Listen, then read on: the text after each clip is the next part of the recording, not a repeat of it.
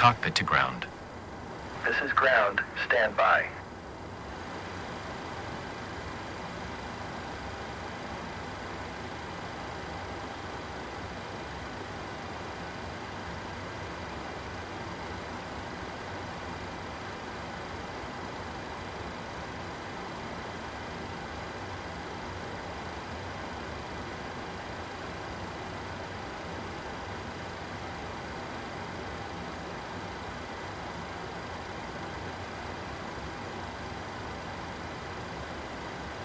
Okay, sir. The bypass pin is installed. All doors and hatches closed and all ground equipment is removed. We are cleared for start and push. Okay, cleared for push start. Please release parking brake. Parking brakes are released. Commencing pushback. You can start the engines in sequence. It will start in the sequence.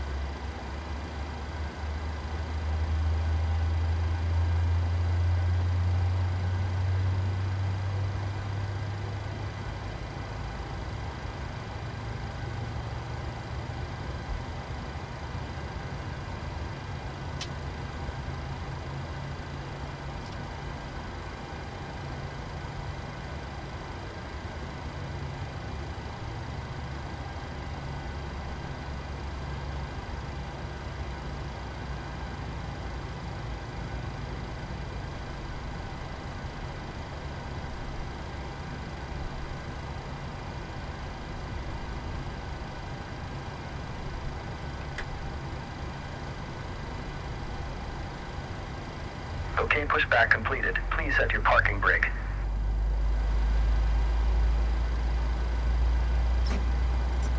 Parking brake set. Ground. Startup is complete. You may disconnect. Roger. Good engine start. Cleared to disconnect. See you at the side. Have a good flight. Holding position waiting for the visual. Thank you and goodbye.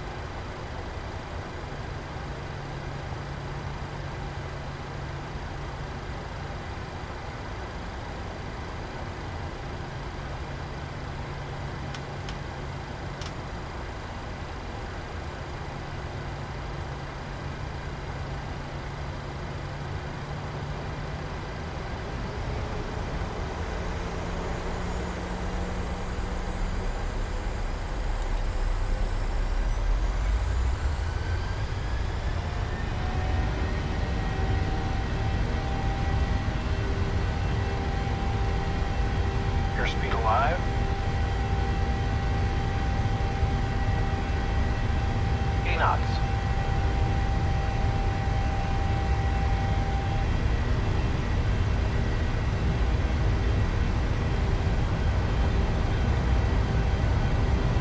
V1. Rotate.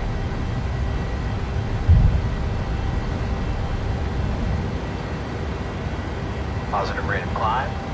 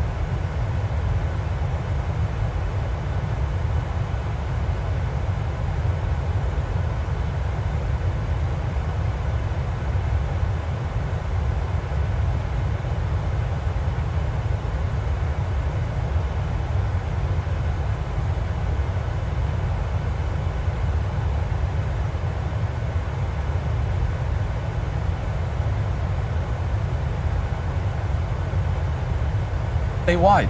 So it works. And we can scale this up to target brands and corporations. We just need focus and strategic intelligence to do it. And we need a little bit of ruthlessness. That's what it takes to win. To win piece by piece, one skirmish at a time. We can do it, or we can do nothing and keep whining impotently about problems we don't have the stomach or attention span to address. It's up to us to decide. Now let's get to our 5 headlines.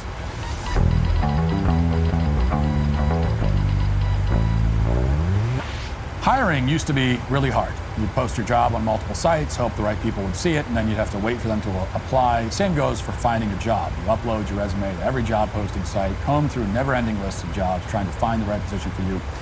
That's the way it used to be, but not anymore, because ZipRecruiter exists, and it's the best place to find the right position, or if you're an employer, the right person to join your team. Head to ZipRecruiter.com/Walsh and try it for free. ZipRecruiter's matching technology excels at finding the most qualified candidates for a wide range of roles. If you see a candidate you like, you can easily send them a personal invite so that they are more likely to apply. It also gives you a competitive edge against other employers who may be interested as well in that candidate. Their user-friendly dashboard makes it easy to filter, review, and rate your candidates all from one place. Let ZipRecruiter help you find the best people for all of your roles. 4 to 5 employers who post on ZipRecruiter get a quality candidate within the first day. Can't beat that. See it for yourself. Go to ZipRecruiter.com/Walsh to try ZipRecruiter for free. Again, that's ZipRecruiter.com/WALSH. ZipRecruiter, the smartest way to hire. All right, it's somewhat amazing, maybe not amazing at all actually, that it's taken this long for this question to be directly asked during a White House press briefing. But it did, and finally yesterday a reporter asked Karen Jean-Pierre about child gender transition and what age she thinks people should be allowed to undergo these procedures. Actually, what age does Biden think children should be allowed to undergo these procedures? And that's when Karen Jean-Pierre stunned the entire nation by taking a firm, common sense, moral stand and declaring that obviously nobody under the age of 18 should be having their bodies permanently altered and mutilated in this way. Just kidding, of course. That would never happen. Her answer was as ghastly and horrifying as you would already expect. Here it is. Indiana.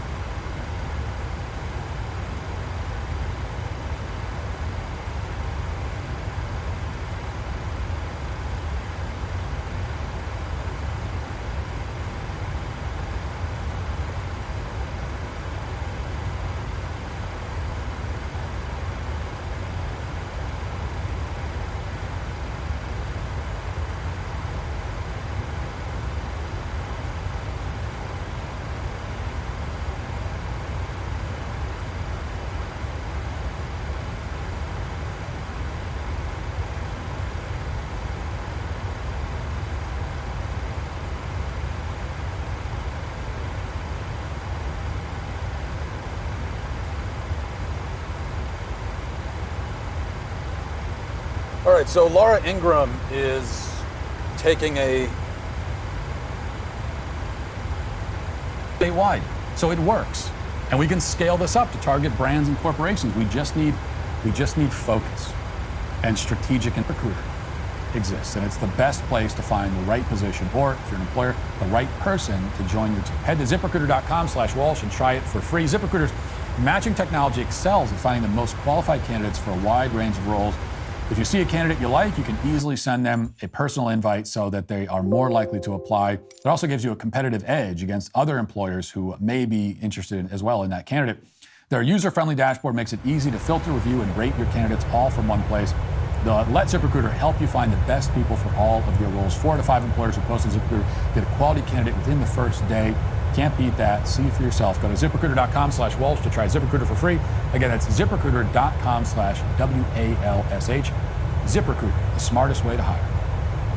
All right, it's somewhat amazing, maybe not amazing at all actually, that it's taken this long for this question to be directly asked during a White House press briefing. But it did, and finally yesterday a reporter asked Karen Jean-Pierre about child gender transition and what age she thinks people should be allowed to undergo these procedures.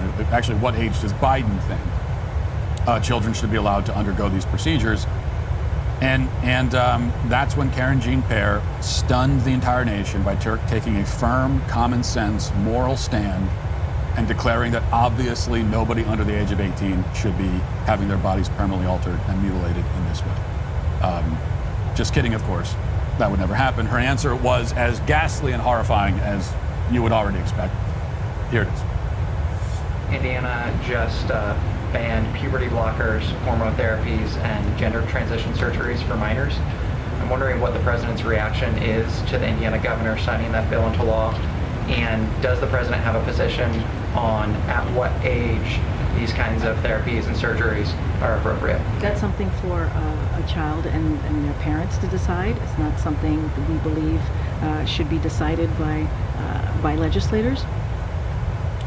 Something for a child to decide. Now she throws the parent into, she says a child and the parent can decide, which means the child can choose. She believes that children can consent, and she isn't willing to put any age limit on it. Okay, so she isn't willing to even say, well, hey, obviously we shouldn't be doing sex change surgeries to toddlers. She won't even say that. She's not willing to put any age limit on it. Biden isn't willing to put any age limit on it because the child can choose. Now, if this sounds an awful lot like the building blocks for the normalization of pedophilia, well, that's because it certainly is. Okay? There is, after all, one reason why we say that a quote-unquote sexual relationship between an adult and a child can't exist. No such thing as a sexual relationship. It is rape. It is always rape, no matter what. And we say that, we know that, because children lack the mental and emotional development to properly consent to sexual activity. That's the reason. Okay, it's the only reason we need. Now, children are also smaller and weaker, and so there are those physical power dynamics which are out of balance. But we would never say that a relationship between an adult and another adult who's shorter and undersized is rape because it's because of the physical power dynamics.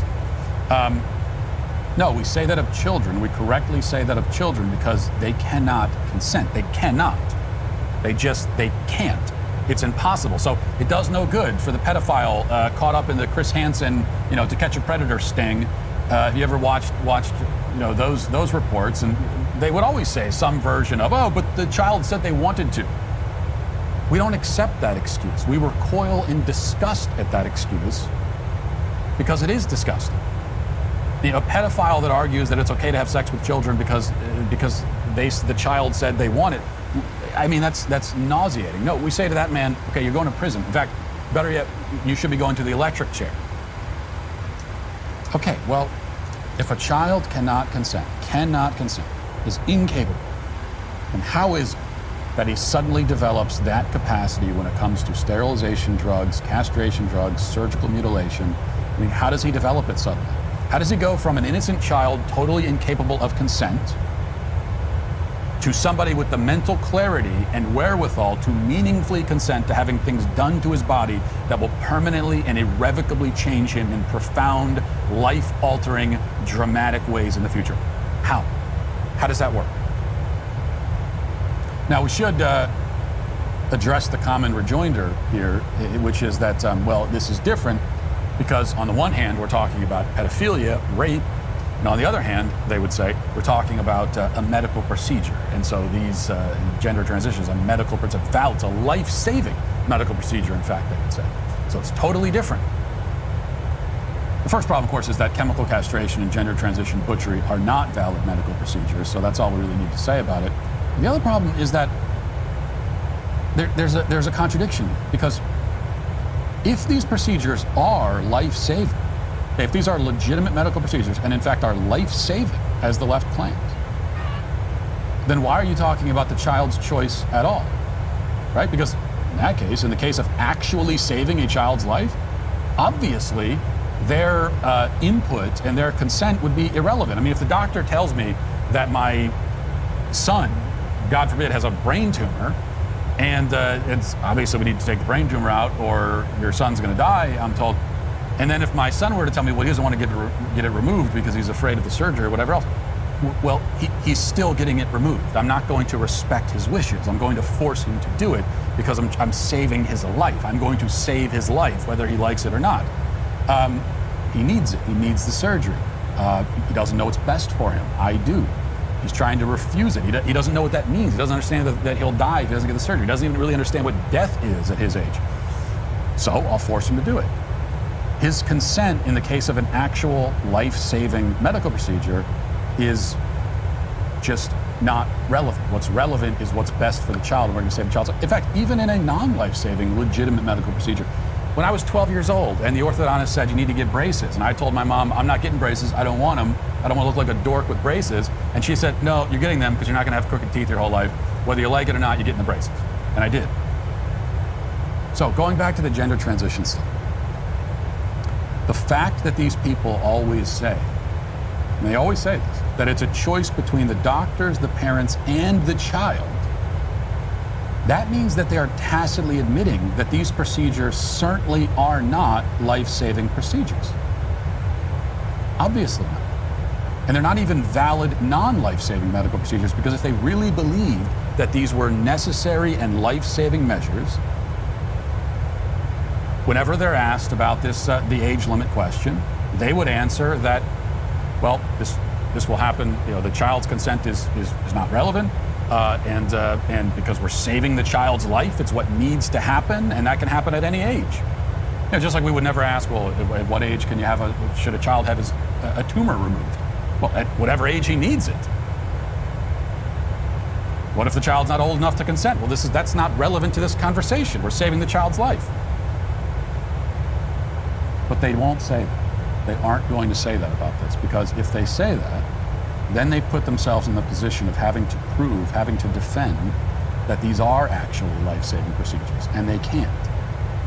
They can't defend it. You see, they can't defend the merits of the procedures themselves, which means that they'll retreat to this kind of, hey, it's their choice, let them make a choice thing. They retreat to the kind of arguments that would never come up if these were actually life-saving medical procedures. So for the purposes of the age discussion, suddenly they talk about the procedures like they are elective and cosmetic. It's their choice, respect their choice.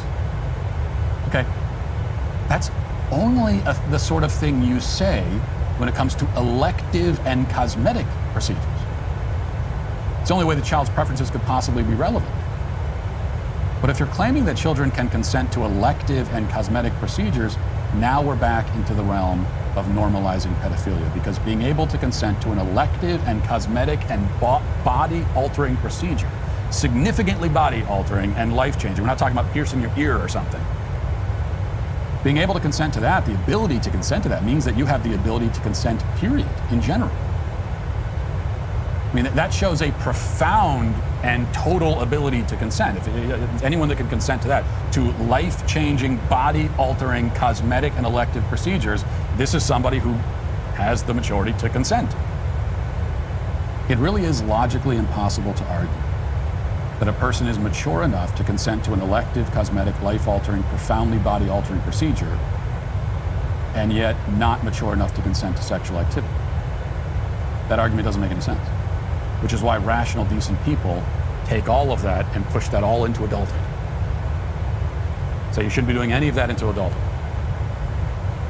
When it comes to gender transition, you shouldn't be doing it at all, even in adulthood, because you're destroying your body. So their entire argument makes no sense. But what we need to notice here is not only the slippery slope and what they're setting up in the future, but also in the way that they talk about this issue when it comes to age. Again, they are tacitly admitting that this is elective cosmetic procedure, that it is not life-saving, a life-saving medical procedure. All right, Marjorie Taylor Greene upset some people with some comments that she made on Tucker last night. Let's just do those. Really quick, since you were just there, but Mayor Adams described New York as, quote, his home. How did his home look? Pretty neat and tidy? No, his home is disgusting. I compared it to what I called Gotham City. The streets are filthy. They're covered with people basically dying on drugs. They can't even stand up. They're falling over. There's so much crime in the city. I can't comprehend how people live there. It was repulsive. It smells bad. And I think it's a terrible place. How dare she insult New York like that? New York is the greatest garbage heap that the world has ever seen. And of course, the left, they were very upset about this. Lots of people were complaining about it. There were lots of arguments like this one that AOC made. She said, if anybody went on TV and talked about a rural area like this, it'd be gloves off, and deservedly so. This is no different. If she doesn't like the greatest city in the United States, that's her problem. I heart NY. And so there was a lot of this sort of thing, people on the left saying, well, you know, if there was a Democrat politician who went out into the country and came back and made these kinds of comments about the folks living out in the country, that they would, that the right would be attacking them and everything else. Well, yeah, but you know the difference is that if Marjorie Taylor Greene had gone out to the country and then come back and said, well, it's filthy, it's disgusting, it smells terrible, it's overcrowded, there's drug addicts hobbling around all over the street, it's crime-ridden. If she had said all that after taking a drive through the country, it wouldn't be true. And so that's what would make it an outrageous statement. It wouldn't be true. That's just not true of the country. It's true of this city, of really almost every city in America, every large city, but especially New York. So that's the difference. Like it would be, it's not even, you know, if somebody said that about after visiting the countryside, a rural town, you know, it wouldn't offend me. I would just think this person's mentally ill. But to go out to the country and then come back and be repulsed by it, to find it, to use a word like disgusting, and you got all this open space and green and trees and, you know, they're in farms and everything. To be disgusted by that wouldn't make any sense. That would just show that you have some kind of mental illness. Whereas being disgusted by what you see in the city, that makes a lot of sense. A lot of people have that reaction. It's like a natural human reaction.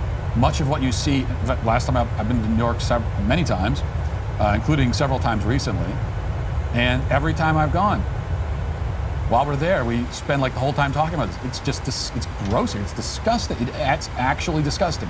There are many things that would disgust any normal person. Trash all over the place. It does smell gross. You know, rodents, human waste on the, like, of course that's gross. You go down to into the subway system. It's gross. It's grimy, grungy, you know, again, there's that smell to it. If you're not disgusted by that, if you're not grossed out, it's just because you've become numb to it. It's like a Stockholm syndrome thing. But anybody who's accustomed to being out in space and having fresh air and having, you know, and seeing trees and grass and where you don't have to worry about getting carjacked at every stop sign or stoplight and stuff. Anyone who's used to that and they go into the city, yes, it's going to be repulsive to them. They haven't built up the kind of psychological immunity to this stuff that you have. All right, what else we got here?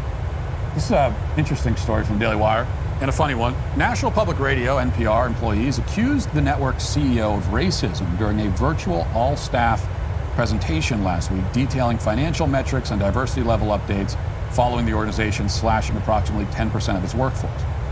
NPR officials laid off 84 employees last week and halted production on 4 seasonal podcasts, including Invisibilia, Louder Than a Riot, and Rough Translation. Nobody's heard of any of those, which is probably why they got cut. The Wall Street Journal reported the network officially would cut another 13 employees from the digital team, following the exodus from ex-staffers. Lansing and other executives reportedly tuned into a Zoom meeting to address the news department and the programming team, taking questions from employees that included how many employees of different races and identities were laid off compared to those who retained their job. Lansing said, "We're here today to take your questions and see if we can move together through this." At one point during the meeting, the Wall Street Journal reported a laid-off black employee grilled Lansing about why some podcasts lacked marketing support, called out by name the executives for repeating statements they made in the past concerning more accountability, and questioned how the network would make diversity essential. Lansing pointed to the network's mission statement and told the group to turn down the rhetoric and refrain from naming the executives.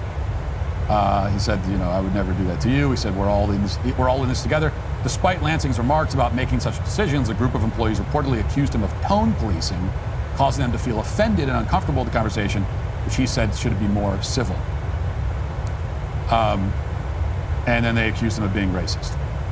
So that's basically the story. And you have to enjoy this, right? This is not go woke, go broke. Okay, I wish it was, but NPR will be fine. It has institutional support. The left wants it around, and so it's going to stay around. But at least we can enjoy the schadenfreude of seeing individual people within the organization get eaten alive by the monster they helped to create. So we can enjoy that at least. That part is enjoyable, and we should really enjoy it. I think it would be rude and ungrateful to not enjoy it. And these are the rules now. You know, if you're a white leftist in a position of power within any organization, you help to establish these rules, which clearly say that you can't do anything that a black person doesn't like without being racist. And you certainly can't fire them. You can't fire a black person as a white person without being automatically racist. And you can't, and if they shout and scream at you, you can't object, or you are tone policing. And the left has a euphemism for everything, especially they have euphemisms to excuse their own crappy behavior, we know. So suddenly expecting somebody on the left to display a modicum of respect and maturity, that is now tone policing. Which is one of the many euphemisms that I sort of wish had existed when I was a kid, when I was younger. Maybe I could have tried that on I don't know. I could have tried that on my dad or something. If he told me to do something, I responded with a sarcastic remark, and he said, "Watch your tone, young man." I said, "Hey, Dad, you know what? It feels like you're tone policing right now. It feels a little fascist, to be honest with you." Maybe I'm glad the euphemisms didn't exist, because I don't think that would have gone well. Daily Wire also has this report. Tennessee Republicans have moved to expel 3 Democratic state representatives from the House who joined protesters during their storming of the Capitol building last week, leading chants with a bullhorn and disrupting the floor session. Expulsion resolutions have been filed against Representative Gloria Johnson, Representative Justin Jones, and Representative Justin Pearson over their actions last Thursday after about 400 people rushed into the Tennessee State Capitol building in Nashville. And a final vote on whether to remove the Democrats will take place on Thursday. I certainly hope that they go through with it. The fact that they're trying to pass these resolutions in the first place is a really good sign. And this is, I got to tell you, the Tennessee GOP has been really impressing me lately. And they're impressing me because they are using the power that's been entrusted to them by the voters. That's what's impressive. They are operating on the mandate that the voters have given them by electing them to use the power that the law gives them to enact the agenda that the people of this state want and support. That's what they're doing. I'm highly impressed by that. I shouldn't be so impressed, right? I should be just sort of pleased. When we see this from Republicans, we shouldn't be super impressed. We should be pleased, kind of tip our cap and say, well done. And that should be it. But we shouldn't be blown away impressed by it, because we should be accustomed to Republicans simply using the power at their disposal to enact the agenda that they ran on. That's what they're supposed to do. That should be kind of a default position. But we're not used to that because Republicans don't usually do that. So, yes, kick their asses out. That's what they deserve. That is 100% what they would do if the shoe was on the other foot. We know that. And in spite of what they would do, aside from it, it's the right thing to do. You know, they, by their own standards, they participated in an insurrection right here in Nashville, and they should go to jail for it. Not going to happen. At the very least, they could be expelled. All right, one other thing. CNN has this report. Here's the headline.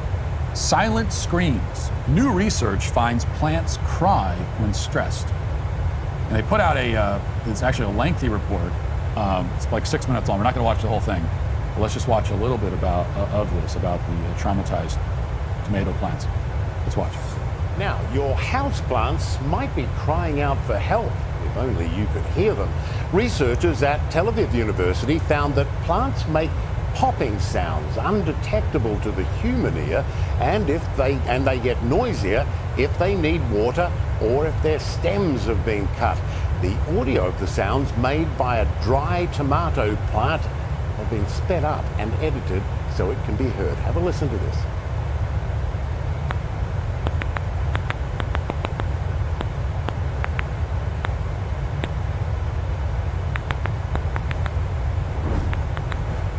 Fascinating stuff. For more on this, I'm joined by Yossi Yovel. He's a senior lecturer at the Department of Zoology at Tel Aviv University and a co-author of the study. But Professor, this blew us away in the newsroom. We found it all fascinating. What made you even think to listen to plants, to try to listen? Okay, good morning, Michael. So actually, the idea was of my colleagues originally, of my colleague Lilach Adani, who's a plant scientist working on evolution. And we know that plants can communicate with each other using chemicals, volatiles. We know they communicate with animals. He's giving a long answer. You can turn it. We'll pause it. He's giving a long answer there. I mean, the real answer when he's asked, what made you think to try to listen to the sounds plants make when you cut into them? The real answer should have been, well, I have a mental illness, and that's what made me think to do that. But this is a point that I've made to vegans. Plants are living things too, and I think this is the problem you run into if you're a vegan. That, when you start making the moral argument against eating meat, you end up having to defend your position based on this kind of like species chauvinism. Now, I don't have a problem with species chauvinism. I am a speciesist, and proudly, I proudly engage in that sort of discrimination myself. I absolutely believe that human beings are the superior species on planet Earth. We have dominion over the other species. And while we should respect them as living creatures, as God's creatures, we do also have the moral right to utilize them for legitimate ends. And legitimate ends means food, labor, protection, even entertainment. Like animals, people always feel sorry for the animals at the zoo. I don't feel sorry for them. They are fulfilling arguably the highest vocation that any animal can possibly fulfill, because they're bringing joy to human beings, and especially to children. That's a wonderful life for an animal. So I believe that, but if you're a vegan, you would reject everything that I just said, and you would reject this kind of hierarchical view of life on the planet. You would say, well, who are we to think that we can use other living creatures? But the problem is you're only kicking the can down the road, right? You're not getting rid of the species hierarchy, you're adjusting it, because plants are living things too. And you might say, well, plants don't have feelings, they aren't self-aware, they aren't conscious. To which I respond, first of all, the chicken that they killed to make the chicken wings I ate last night also doesn't have feelings or self-awareness. But then I would say, secondarily, and maybe slightly contradicting myself, but whatever, how do you know that the plants don't have feelings and consciousness? How do you know that? Have you ever been a tomato? How can you say what the experience of a tomato is like? I mean, for all we know, tomatoes have a rich inner life. We don't, for all we know, they have feelings and dreams and desires. Maybe tomatoes are in the garden singing to each other and reciting poetry. We don't know that.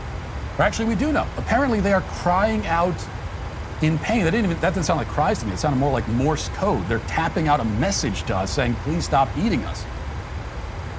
They scream out in agony as you, the vegan, viciously slice into them and eat their flesh while they're still alive, watching as pieces of them are consumed. And the other members of the vegetable community, the lettuce and the cucumber and the carrot and Joe Biden, and all of them, they sit in your salad watching in horror as their comrades are devoured. And you people have the gumption and the gall to judge the rest of us for doing exactly what you're doing while you engage in this plant-based genocide. It's outrageous. So can't we all agree that we should be able to eat whatever non-human life forms we want? I think that's the rule that I would say. I think that's the most simple thing, because if we can't agree on that, then we end up with this kind of self-contradictory mess, this arbitrary hierarchy. It doesn't make a lot of sense. Or you could take a more consistent position and just say, well, we should all starve to death and not eat anything. But if we're not going to do that, then I think we're only left with eat whatever you want, eat any living thing you want, as long as it's not a human being. That's where I think that's where you have to lay the marker down. Good. So we've settled that. Veganism is no more. If you own a small business, you know the value of time. Innovation Refunds does too. They've made it easy. No matter how busy you are, they won't qualify. Should be indicted for providing an underage girl with alcohol. That would be holding them to their own standards, as Matt says. Very excellent point. Now, when you're dealing with this subject, the contradictions, the inherent self-contradictions are so rampant and rife that you can really choose your pick of the litter. But there's one. Basti says, Walsh, I remember a few years back asking you to leave a sinking ship. I was so wrong. Your voice alone has taken the Daily Wire in the right direction. Watching your take from the car in the driveway was so relatable. I wasn't in my driveway, first of all. I was usually, like a parking lot, oftentimes a Walmart parking lot, sometimes a parking garage if the sun was shining too brightly. So that's the first thing. And also, it's definitely not just my voice here at the Daily Wire at all, but thank you. Let's see. Barry says, I don't understand. Trump had sex with someone, then said to them, here's some money, don't tell anybody. I'm not American, so there's obviously some nuances to the word felony that I don't get. No, you get it. You absolutely get it. You get it more than the DA of Manhattan, Alvin Bragg, does. It's not a crime. It's not moral. It's not morally defensible. Having an affair with a prostitute is immoral. Paying her to keep silent is immoral. It's also, the immorality was having the affair in the first place. Paying her for her silence was really stupid. It was a stupid thing to do. And it was stupid on multiple levels. And like the first level being really, the main reason is that Trump should have realized that, in modern America, it's not actually going to hurt you politically for it to come out that you had an affair with a prostitute. So there's no reason to even pay for her silence in the first place. And even if you do, you obviously can't trust her to actually stay silent, so you're just wasting your money. So immoral and stupid, definitely. Not illegal. I mean, how can it be? How could that possibly be illegal? Unless we're making extramarital affairs illegal. Is that what we're pushing towards? Is that what Alvin Bragg wants in Manhattan? Like, let's have a law where it's illegal to have an extramarital affair in the first place? If that's what you're advocating for, I'm listening. But I don't think that is what they're advocating for. And if that was against the law in Manhattan, then the entire city would be, in a labor camp by now. Which is just yet another reason why I would eagerly listen to such a proposal. But that law, again, is not illegal. Grand Marshal Steve says, Matt is delusional if he thinks DeSantis would do better than Trump. Look, DeSantis did win a purple state by 20 points. He flipped cities that were blue, red, so we know that he can do that. Yeah, it's on a state level, not a national level. But the main thing with DeSantis for me is that he is an unknown entity on a national level. He's basically people know who he is, but how he would fare in a national election, that is unknown because he hasn't done it before. Which means that there's the potential for a high ceiling. The issue with Trump, okay, it's just, we have to face reality. The issue is that we kind of know where the ceiling is because we know that there's so much baked in and there's no one left to convince. So there's really no mystery. You can kind of look right now around the country and you can see, okay, well, how many people are there who would potentially vote for Donald Trump? It's not going to change. Whatever it is right now, it's not going to change in 2024. And my worry is that the ceiling is almost high enough to get over the edge and win the election. I'm not sure that it's high enough. It's a numbers game. For DeSantis, it would be a real challenge too. But there I see, it's like the Dumb and Dumber thing. At least there's a chance. So you're saying there's a chance. I see a chance there with Trump. I just don't know. St. Pete Runner says, so your argument is you think Trump should be above the law because other rich and powerful people are, LOL. No, I don't think anyone should be above the law. I don't think Trump should be above the law. But they're treating him like he's beneath the law. Okay, they're treating him like they can make up laws to put him in jail. Okay, they're treating him unequal in the other direction. And I'm not okay with that either. He didn't commit a crime. They haven't even officially accused him of an actual crime, and yet they're prosecuting him. And then Dudley Buchanan says, it's very evident that your company has thrown their support behind DeSantis, which is fine. I can only speak for myself, but you were obviously alienating me, or you were close to alienating me by pushing us constantly to be as rhino as you obviously are. We get it, you don't like Trump, and you're working on making sure that DeSantis is pushed forward. You're making a terrible mistake because you're going to lose a lot of us. Okay, first of all, the company isn't supporting anyone. The company doesn't tell me who to support or not support. It always makes me laugh when I hear this from people. Oh, you're doing this. This is the company line they're feeding. my entire time here, I've never had one conversation with anyone about, we need you to take this position on this issue. It never happened. It's laughable. And if it ever did happen, I would walk right out the door. And not only that, I would tell everyone it happened, because that would be such a betrayal. But it never has, and it never will. Just never will.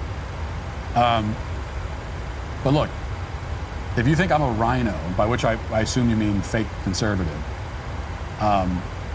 establishment squish or whatever, if you can listen to everything I say on this show every day, and you can see the things that I do to actually fight in real and tangible ways in the culture, and in ways that, very few people on our side are willing to do. If you can look at that and come away with the conclusion that I'm like a fake conservative because I don't praise Trump enough by your standards, then I'm sorry, but your mind has been totally claimed. It's been possessed by a personality cult, and there's not a lot I can say to you. Like, if Trump is still your litmus test for true conservatism, if that's the one thing you base it on, is what a person says about Trump, about...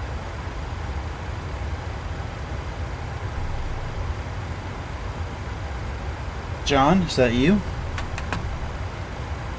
I was falling asleep.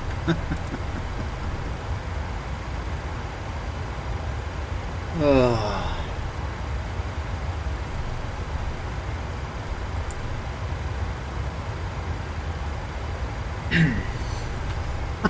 Gosh. Yeah, I was dozing off. I might go to bed after this.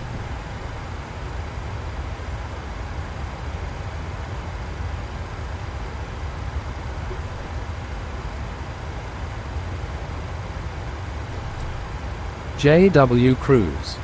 Yes. Yay, no wonder listening to podcast will put you to sleep, cunt. Oh. I was over here on Twitter just looking at some truth stuff.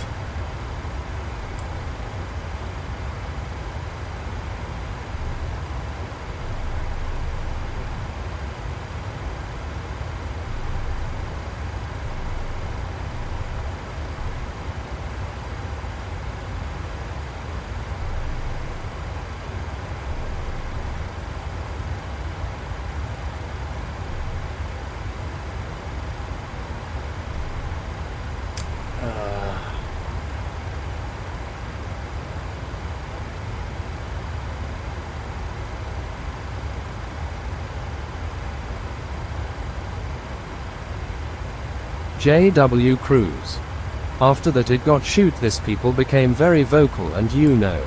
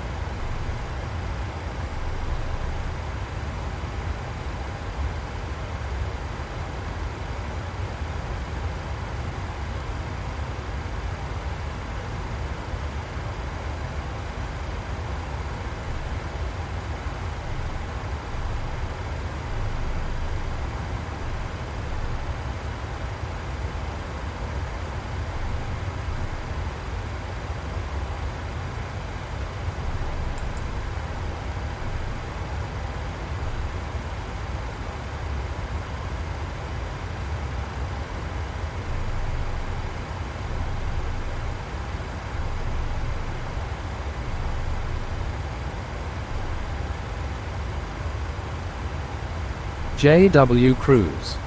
They're running the world right now. Yeah.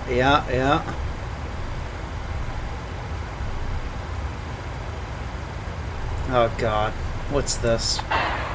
Oh.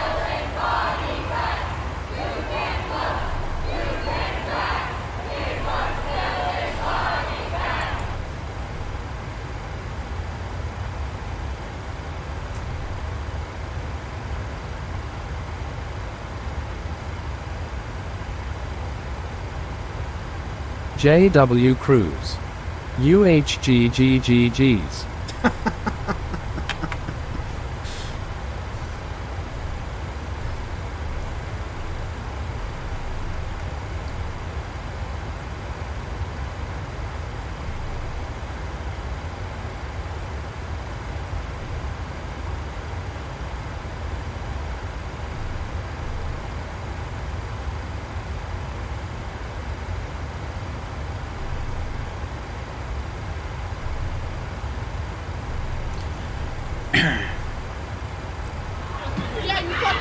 Oh, God. It's just me. I'm good. I'm coming.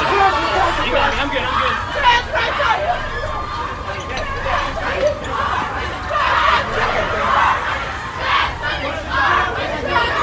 I'm coming. I'm good. I'm good.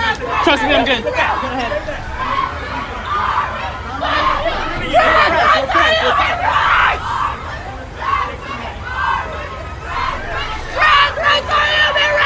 You crying! You fucking crying, bitch! Fuck you! Jeez.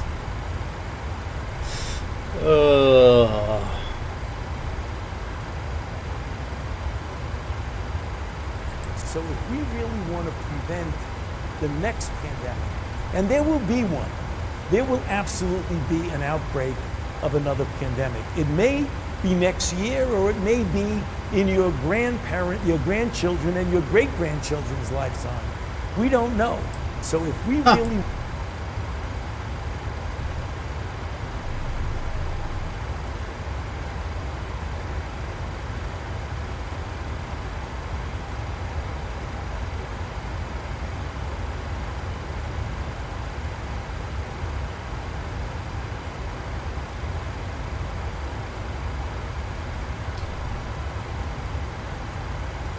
Oh, God.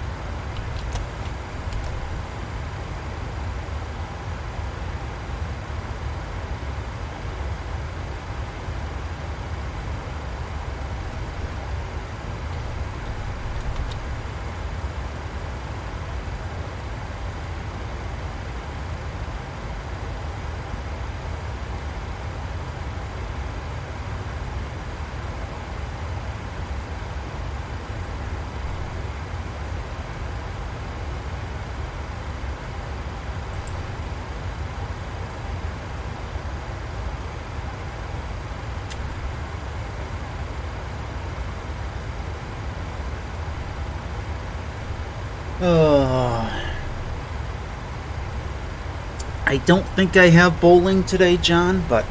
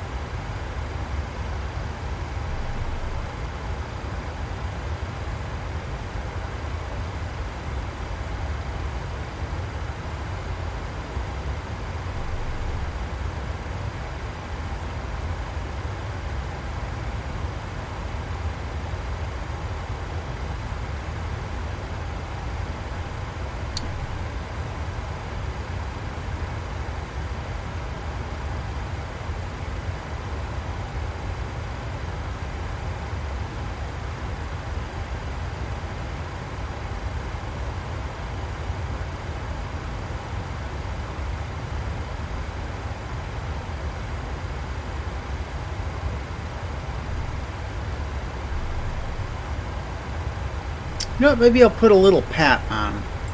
Let's see. Where is he here?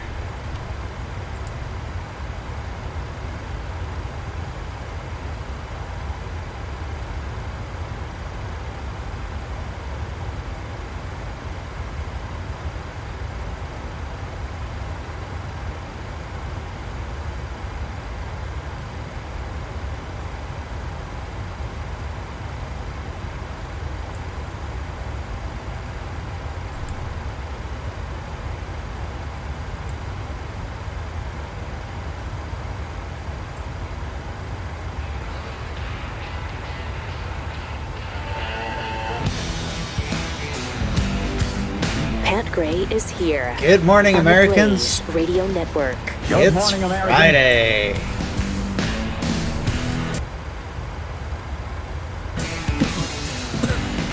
It's Friday. And welcome to it. It's not just Friday, it's Good Friday. Good to you. Which is really a great Friday.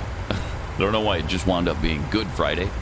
Because it should be, pretty tremendous Friday, miraculous Friday, incredible Friday. I don't know, but it is Good Friday. Easter weekend is here.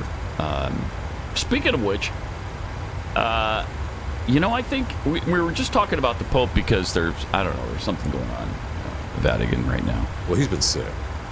Francis? He's been sick. Yeah, he was in the hospital for a while, and they, he just got out a little while early, end of last week, so that he could do his Pope things. Yeah. Around Easter. Well, a little busy. He's got a busy schedule. I'll tell you this. Well, I think there needs to be an American Pope now. There's never been one. I think it's time, and so that opens up your candidacy. I believe that for years. Yeah, I know. I mean, I've already run.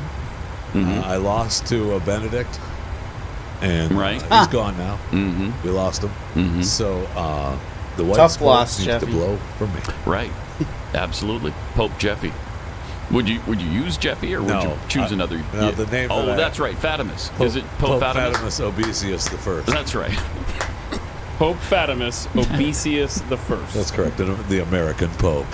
I like it. Look, Pat, look. That's great.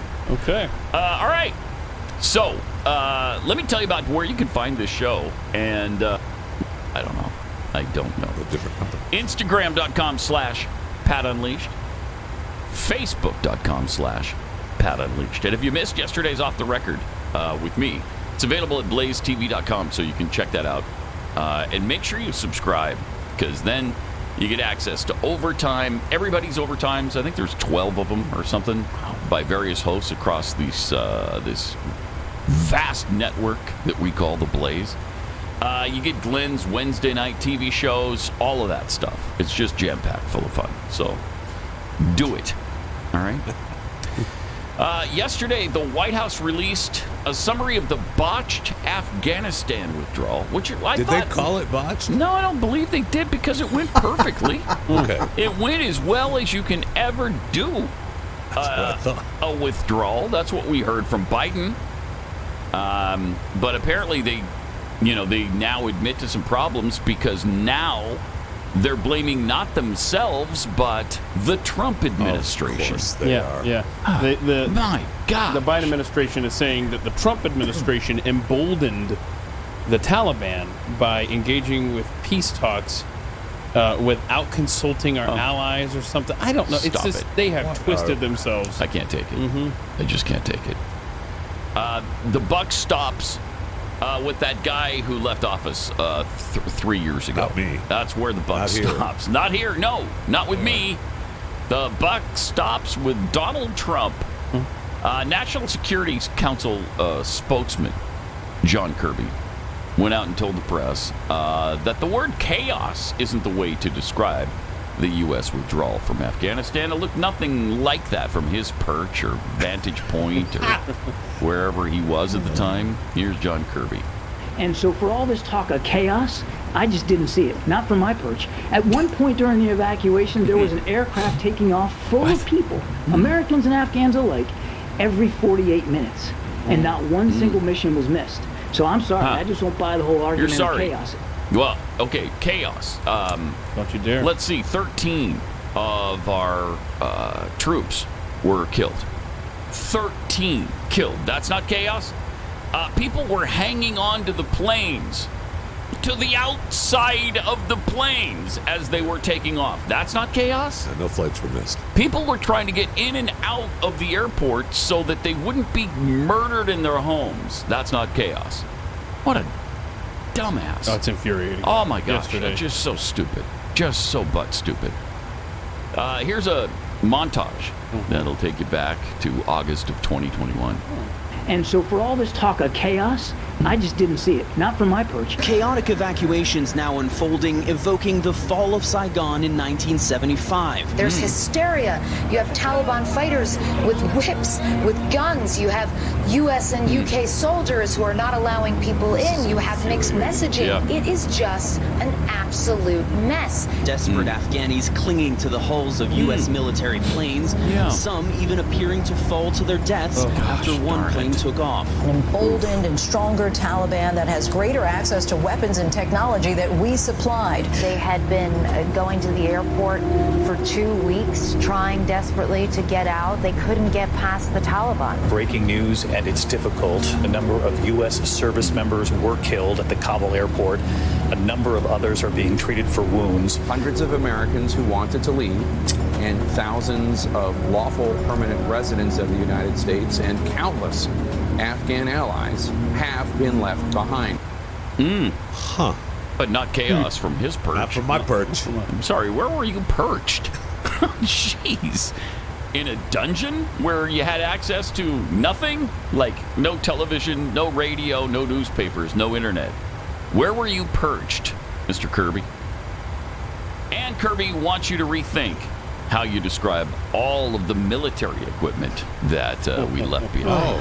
Oh, okay. Mm-hmm. All right. Once you turn it over, it's just like what we're doing in Ukraine. We give Ukraine artillery ammunition, Stinger anti-air missiles, Javelin anti-tank. It's their stuff at that point, not the Americans. It's their stuff. That stuff belonged to the Afghans. And so this idea, this argument is just ludicrous, that we left millions of dollars of stuff in Afghanistan. Billions. We didn't.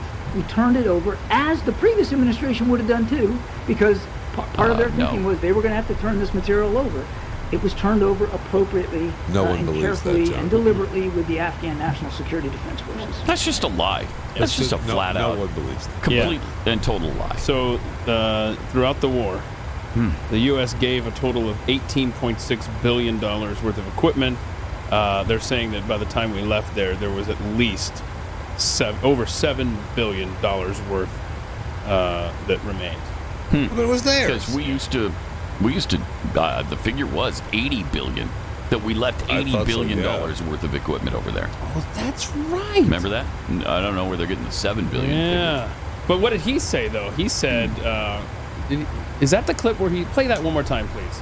Because people online are pointing out... Play this, please. They're Once you turn it over, hold on a second. it's just like what we're doing in Ukraine. We give Ukraine Yeah, he wanted to say billions. Stinger anti-air missiles, Javelin anti-tank. It's their stuff at that point, not the Americans. It's their stuff. That stuff belonged to the Afghans. And so this idea, this argument is just ludicrous, that we left millions of dollars of stuff in Afghanistan. Millions. Yeah, we didn't leave millions. Right. We left billions. Yeah, correct. You got it. You got us there, John Kirby. Yeah, but you're right. That number was $80 billion. Yeah. So I don't know where he's pulling these. Now it's just millions. Are you guys sure it wasn't 33? All the vehicles, all rode up with billions of dollars. Yeah, all the aircraft, all the vehicles, heavy armored vehicles. I mean, we left a crap load of stuff over there. And it wasn't just given to the Afghans. We left it there behind because we had to pull out so quickly. This is pathetic. Great. This is great. Let's see. If I'm reading this right, this fact check thing says Republicans conflate the number. They say it was $85 billion worth of equipment. It was actually $82.9 billion. Oh, okay. What an exaggeration. A bunch of liars. $83 billion worth. That's really something. Well, look, Trump would have done that too, the previous administration. Sure. Yeah. They would have already done that. Yeah. They would have, which, by the way, they never say Trump. It's just the previous administration. Yeah. Heaven forbid you could say Trump. Well, because you don't want people to know his name. No, you don't. Right? Another thing that really ticks me off about this whole Afghanistan thing, they show the 13 soldiers who lost their lives, which is maddening in and of itself. But that reminds me of when they came home and our president, fearless leader Joseph Robinette Biden, is looking at his watch. Yeah, we're going to get a clip that will infuriate you even more in that respect. Peter Doocy challenged the narrative that Kirby was trying to spin. Who's going to get fired? Who's going to get fired? Good question. Peter, the purpose of the document that we're putting out today is to sort of collate the chief reviews and findings of the agencies that did after-action reviews. It's not the purpose of it is not accountability. It's the purpose of it is military leaders. Purpose of it is to study lesson You learned. admit that the intel was bad. So how can President Biden ever trust when they come into the Oval Office with the PDB that anything in there is legit? What I said was that intelligence is a mosaic. What if the mosaic, all the pieces are incorrect? What I said was intelligence is hard business, and they get it right a lot too. There were some pieces here that weren't accurate. And There's some we're pieces being nothing but honest with you and the were American accurate? people about what those inaccuracies were. Oh my and how gosh, they what shaped a some of lie. the decision Jeffy, making wait that was for the laid line before again. the president and the questions that They just called.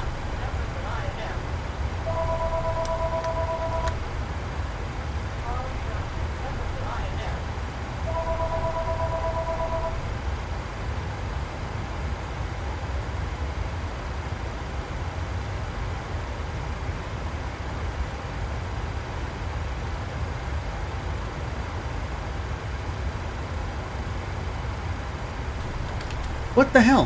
Hold on.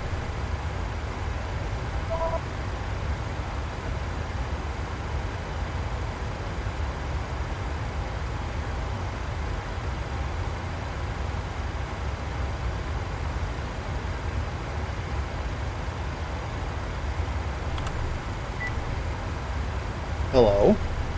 Hello, may I speak to Jean? Yes, one moment, please. Thank you.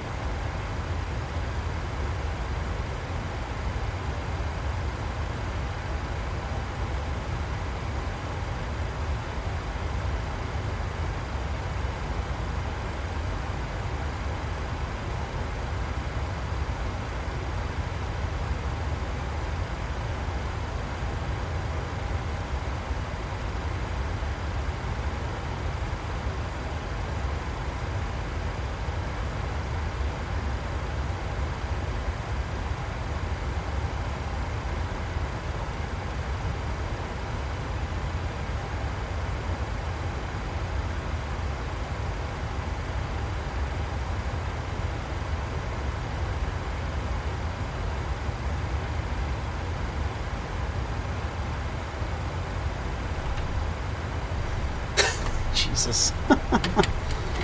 Oh my gosh, John. So, the only reason I picked up that call is because the number kept calling like 3 times in a row. So I figured, okay, I better pick it up because maybe it's my dad. You know, he doesn't have a cell phone or anything, so it could be him calling from some number. Maybe his car broke down or something and he needed some help. So that's why I picked it up. And so the lady on the other end says, "Can I speak to Gene?" And I said, "Sure, let me go see." "Well, I think he's out somewhere. He's out somewhere." And I asked her, "Can I take a message?" And she said, "Oh, no, I'll have to call back later." And I said, "Okay, well then fuck off then. Have a great day. Bye."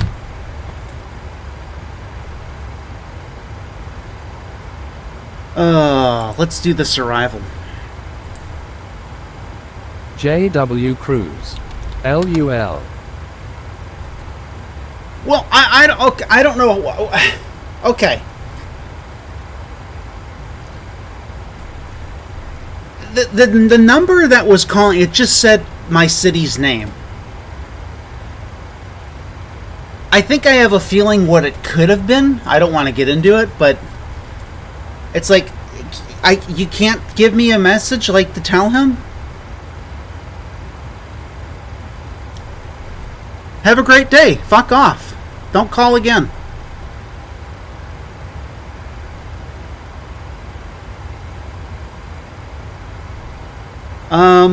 Fort Lauderdale.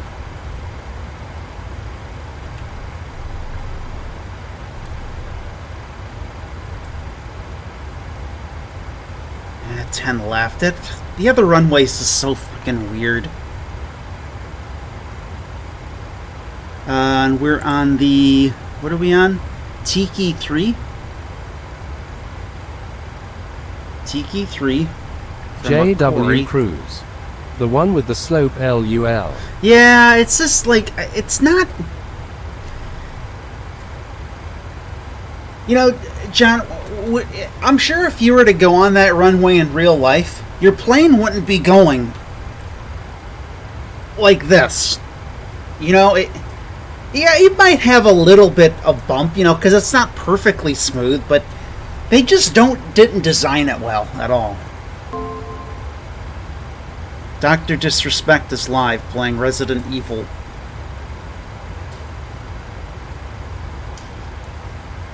What are the minimums at this joint?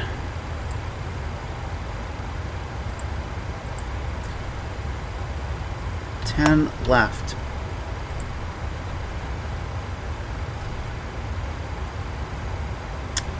$207.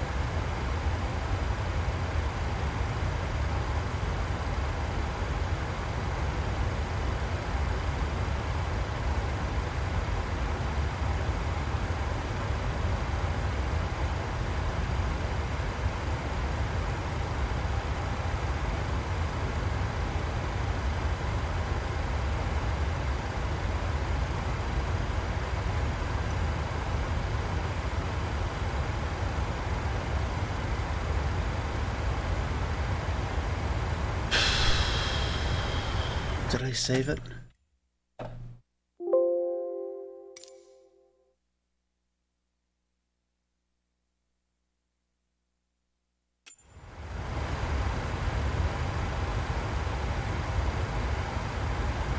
Oh, okay, we still got time then.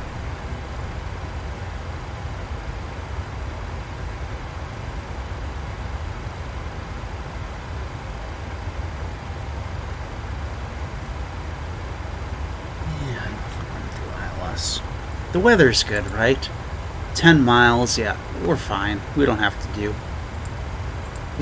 That he asked. This document and this effort isn't about accountability today. It's about understanding. And I would also add that, as I said to Ed, the review process isn't over. This is the next muscle movement in what will be a long process to better understand and comprehend and adjust to what we learned and what we did in Afghanistan. But it doesn't seem like after the country has had a couple months to review this, and as the government has, people don't have an issue with the decision to order troops out of Afghanistan. Right. It is with the way that this president ordered it done. If there were children being killed, there were people hanging off of Air Force jets that were leaving, and you're saying that you guys are proud of the way that this mission was conducted? Doesn't mean of that? Peter. Proud of the fact that we got more than 124,000 people safely out of Afghanistan? You bet. Proud of the fact. How many did you leave? That American troops were able to seize control of a defunct airport and get it operational in 48 hours. Seize control. You have 13 military members killed from a bombing. You bet. Proud of the fact that we now have about 100,000 Afghans, our former allies and partners, living in this country and working towards citizenship? You bet. But does that mean Who did you bring over? In that, You ever seen him as agitated? Of course not. No. So defensive. So defensive. By the way, a quote he said twice there that sums up this administration perfectly. No kidding. It's not about accountability. Well, nothing is for Nothing. them. Yeah. Nothing. They're not accountable for anything. Name one thing that they've accepted responsibility for. Name one thing. There's nothing. They haven't accepted responsibility or accountability for anything that's happened over the last 2.5 years. Not one thing.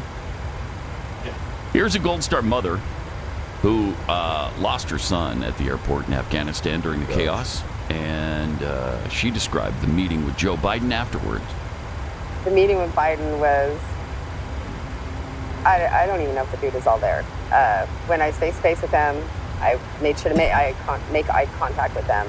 I remember his wife, she went to shake my hand, and I didn't give her my hand, I just looked at her, and then I looked at Biden, and I told him, I don't actually want to talk to you. And he said, okay then, and he went to turn to walk away, and I said, but I'm going to out of respect for my son. My son is Lance Corporal Creamy Crew. And as soon as I started, I told him, I was angry, so I was doing the mommy whisper, because you know, when you're that was coming out, and there was tears coming out because I was frustrated, angry, and I'm hurt that I don't have my son, and I'm looking at the man that I feel is responsible for my son's death. And as soon as I started saying, you know, I'm never going to get to hug my son again, I'm never going to see him, I'm never going to hear his laugh, he interrupted me and started talking about his son. Yep. About his son. I remember that. And I remember looking at him and going, what are you doing? And then I said something along the line, this isn't about your son, this is about my son. And I told him he had no business talking about his son. And then I started again talking about my son. And then he said, I just wanted to let you know how I feel. At that point, now I'm even more angry because he said he brought up his son because he just wanted to let me know how he feels. I probably sound like I didn't care that he'd lost a kid, and I didn't mean for it to sound that way. It's his son died of cancer. Right. So they had time to be there, spend time with him, tell him about. My son died because of the very man that I was talking to. And then he ended up turning his back on me to walk away. And that's when I yelled, hey, Biden. And he turned around. And I said, you know, my son's blood is on your hands, right? And I said, all 13, their blood is on your hands. And he turned his back on me again and waved his hand behind his back and walked away. As if, like the way he makes it seem is he looks at our boys as if they're disposable and replaceable. Yeah, well, they are, Dave. That's how I feel he looks at them. So I know during the dignified transfer, there was a bit of a controversy because he saw... He kept checking his watch. So it was more than one time? Oh, yeah. Matter of fact, I think it was probably the 5th time or 3rd time I seen him do it. I had made the comment, what's he keep checking for? Is it nap time? He checked it again. I said, if he keeps checking his watch, I'm going to end up saying something. No kidding. Because I was feeling very disrespected. Our kids are being brought off this plane in metal boxes. We're excited that our kids are home, but it's a different type of excitement. It's just that finally we have our kids home, we can lay them to rest. Not the type of excitement, cool, we're going to get to hug our kid and tell him how much we miss him now. It was our kids were being brought home in metal boxes, and this man is looking at his watch like he has someplace better to be or something more important to do. And I just felt so disrespected. Like, it was an unbelievable feeling. Wow. That is just... Holy cow. Despicable. Can you imagine? Despicable. Wow. The checking his watch thing. Oh, man. I didn't realize it was 5 times. I didn't. I don't know that I knew that either. I do know that a military veteran that lives in my house was very unhappy with our president. Well, he's unhappy than most people, I would say. He does not like our president very much. But that right there, I mean, they should just drag him out behind the building right now. I remember her telling the story, at least in part, a couple of years ago when she was talking about the fact that he brought up his son. Right. As she's talking about hers. And he didn't die in Iraq or Afghanistan. Right. He died in a hospital in the United States from cancer. So what does that even have to do with anything? Because he conflates that with the burn pits, right? He tries to. Does. I don't know. And he has no idea if Bo got cancer from burn pits in Iraq.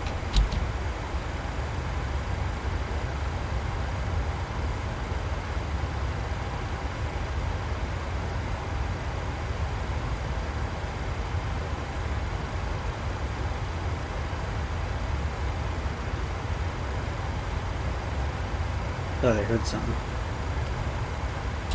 Or Afghanistan, or where that cancer came from. But he does try to conflate the two. Joe Biden is just a disgusting He's human despicable. being. He's absolutely despicable. And can I revisit something here that just occurred to me? It's that they're now blaming Donald Trump and his administration for not providing a plan. And then it occurred to me, wait a minute, no, that's not what you said in August of 2021. In August of 2021, you said you were following, you were just going you had to do the plan. You were doing what Yeah. Trump agreed to. Thank Yeah. you, exactly. And then the Trump administration folks came out, and I think even a couple of I forget exactly who was saying this, but they were saying that was not our plan. Our plan was to, if you'll recall, was to settle peace, hand it off to different tribes throughout the country as a slow withdrawal, as opposed to just everyone rush to the airport and get out in 5 days. This administration, it sucks so badly, you can't even quantify how much it sucks. And that poor mother, can you imagine being in that position and not being incarcerated afterward? Because if I were in that room, I don't know what I would do other than it wouldn't be pretty, and I'd probably be on the news. You military parents, God bless you. And thank you to those of you who serve. I don't know how you do it. No question. There's a new movie coming out that I think you're going to want to see. It's by the same people who made God's Not Dead and Unplanned. It's called Nefarious. This is based on a book by our own Steve Dace. It's kind of like C.S. Lewis's book, The Screwtape Letters. A psychiatrist is called into a prison to meet with a convicted killer who's about to be executed. The killer says that he's a demon named Nefarious, and the psychiatrist, who doesn't believe in God or demons, has to decide if the man's insane, just pretending to be insane, or what exactly is going on there. Keith saw it the other night, loved it. Oh, absolutely, recommend it. Nefarious. It opens nationwide April 14th, a week from today. Mark the date. Get your tickets now at whoisnefarious.com. That's whoisnefarious.com.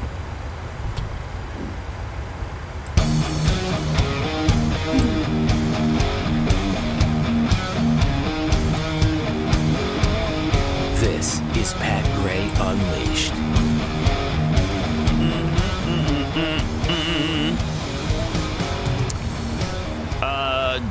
Jill Biden accepted a tulip named for her by the Netherlands.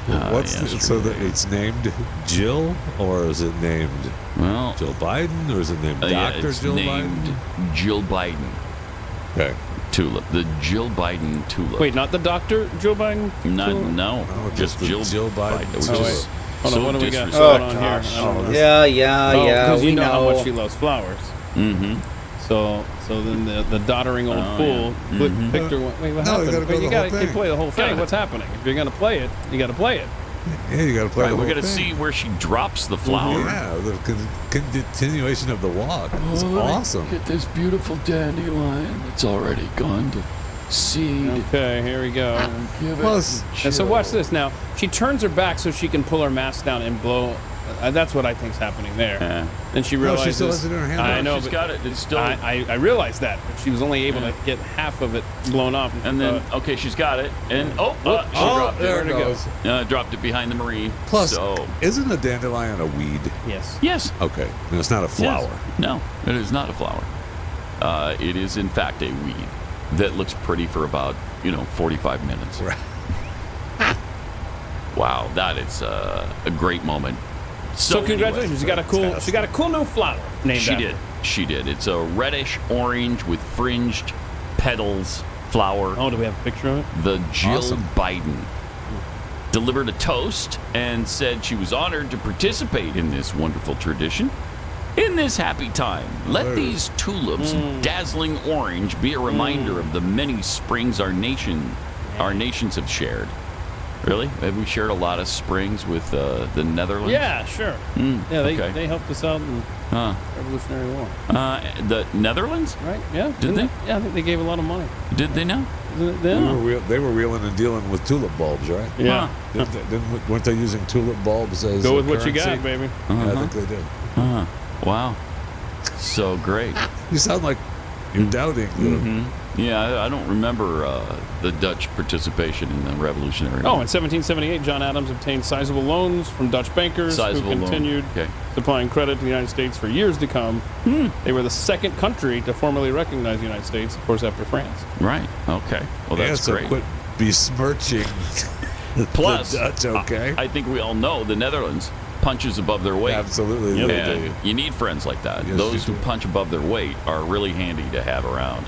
So congratulations to Jill Biden and the Jill Biden tulip. So 7 first ladies have had tulips named after them. Oh, really? Yeah. Okay. Laura Bush was one. Most recently, Laura accepted her tulip in 2004. Did Michelle? I guess they skipped. I don't know why they're choosing, picking and choosing who gets the name. Why did Michelle? Racism? Is that just a racist move on the part of the Dutch? Maybe. Michelle's got to have. They couldn't have dissed Michelle, right? I think the first one was Frances Folsom Cleveland, Grover Cleveland's young wife. Love Frances. But I could not find, to save my life, a list of the 7.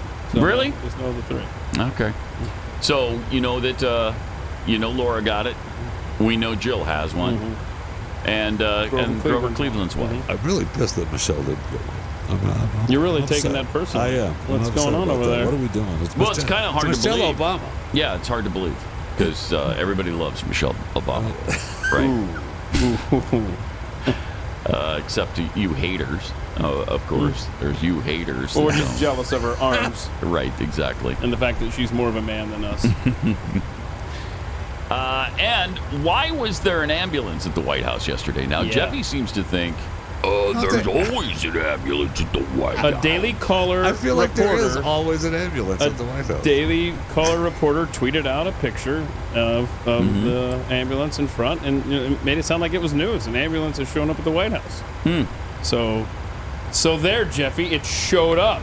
Yeah, it wasn't just there. It's a District of Columbia Fire and EMS unit. So there. Okay. Now, and we don't know why it was there. Now, do they keep an ambulance parked at your house, Jeff? They should. Tell you that. That's for sure. How many heart events have there been, in addition to other events as well? Of course, I should talk lately. Funny. Also, yesterday, Speaker of the House Kevin McCarthy met with the president of Taiwan in California, where he was asked this. And also, just as a bottom line question, what is your message to China, who's threatening retaliation for doing this today? Well, my first message to China, there's no need for retaliation. But the one thing I would say to China, too, at no time, I am the Speaker of the House. There's no place that China is going to tell me and where I can go or who I can speak to, whether you be foe or whether you be friend. Nice. I'm not the general manager of the Houston Rockets. The one thing I hope all countries see is that we're united in the same approach, together, on both sides. And we're going to speak with one voice when it comes to China or any others when we look at foreign policy. All right. That is fantastic. That's awesome. fantastic. To anybody who doesn't know the reference, of course, the NBA panders to the Chinese relentlessly. Make a lot of money. And the general manager of the Houston Rockets actually said something against the Chinese at one point and then had to take it back because he got beat into submission by China. And so they don't want to lose that audience in China. No, that big money. You got 1.4 billion potential basketball fans that they desperately want access to. And they have it, right? And they now. have it. They've got billion-dollar deals, man. They're selling all kinds of merchandise in China. That's a huge market for the NBA. And so they bend over backward to do what the Chinese want them to do. Yeah, and Speaker McCarthy's like, China, you ain't got nothing on me. I mean, who do you think I am? Eric Swalwell? So he's bold. I like it. Yeah, fantastic. I like what he's done so far. I know. I wasn't that excited about his speakership, but he's turned out to be pretty good. And I think he's turned out to be pretty good because of concessions, agreements that he has made with people like Matt Gaetz and Marjorie Taylor Greene to secure the speakership. Yes, I'm sure there's something to that. Also, school sports cannot categorically ban transgender athletes under a new Biden proposal. The Biden administration proposed a rule change yesterday that would forbid schools from enacting outright bans on transgender athletes from teams that are consistent with their gender identities. So they're taking Title IX and trying to destroy it once and for all. Which is incredible. I don't understand, again, how this happened. But happen, it has. Weighing in on the highly charged debate about transgender athletes in school sports, the Biden administration's proposal would make categorically banning all transgender students from teams that are consistent with their gender identities a violation of Title IX. What? Yeah, it's like it doesn't even exist. That's unreal. It's like it doesn't even exist if they get their way. And if you receive federal funding, which virtually every school does, if you have any connection there whatsoever, this would apply to you. Title IX, of course, prohibits discrimination at educational institutions for women. Yeah, I mean, for women. They want to have it both ways, right? I mean, it was just the other day. Jill was saying how important Title IX was. She's at the women's NCAA basketball tournament, and then now we have this, right? So it's just they want to have their cake and eat it too, which is it's like they literally, it's like they have the women there for their big event. And then they usher them out, and all right, that door is closed. All right, get the trans in here. Hey, we're gonna pander to you now. It's obscene. It really is. And our Supreme Court really refused to overturn West Virginia. Yeah, and let the 12-year-old trans girl can compete in middle school sports. Not good. So this is a biological male. Yeah, competing in women's sports. Yes, girls sports. Oh, good. So there you go. Wouldn't even hear the case. Right? Correct. Like, are we waiting for another case to come before them? Because we're up to how many states now? There's 20 states now that have said, screw you, girls compete with girls, boys compete with boys, the end. So one of these cases is going to have to end up there at some point. Unfortunately, how many girls are going to get their dreams crushed in the meantime? Yeah, it's inevitable. 888-900-3393 or Pat Gray Unleashed. Coming up.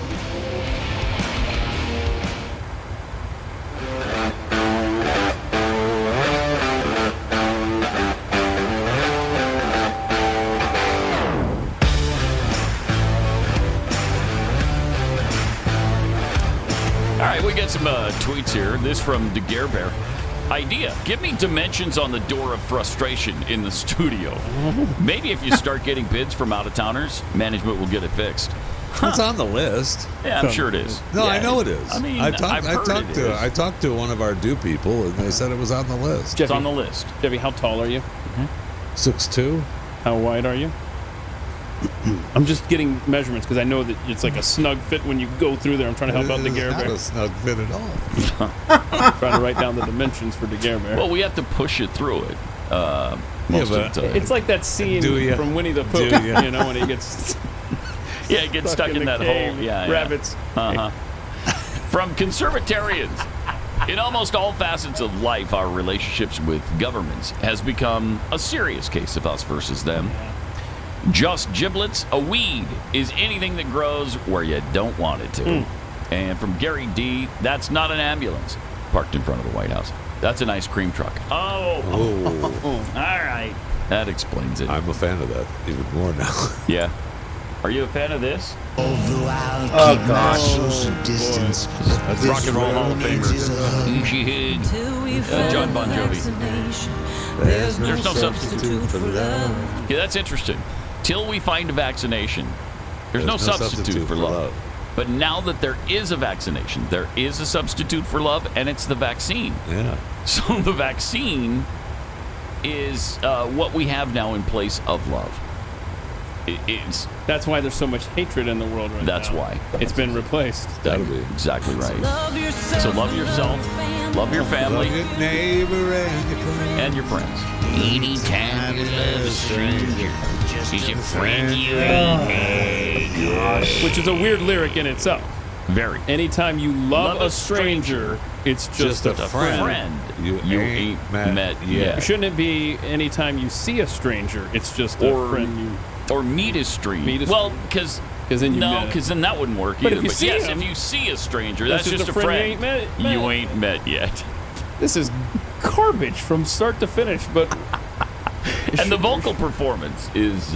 sure enough, though. Terrific. Rock and Roll Hall of Fame. Yeah. I don't mind it. Rock and Roll Hall of Fame. Before Foreigner and John Bon Jovi. Does it say what year that Bon Jovi was inducted? 2018. I thought it was fairly recently. Yeah, so...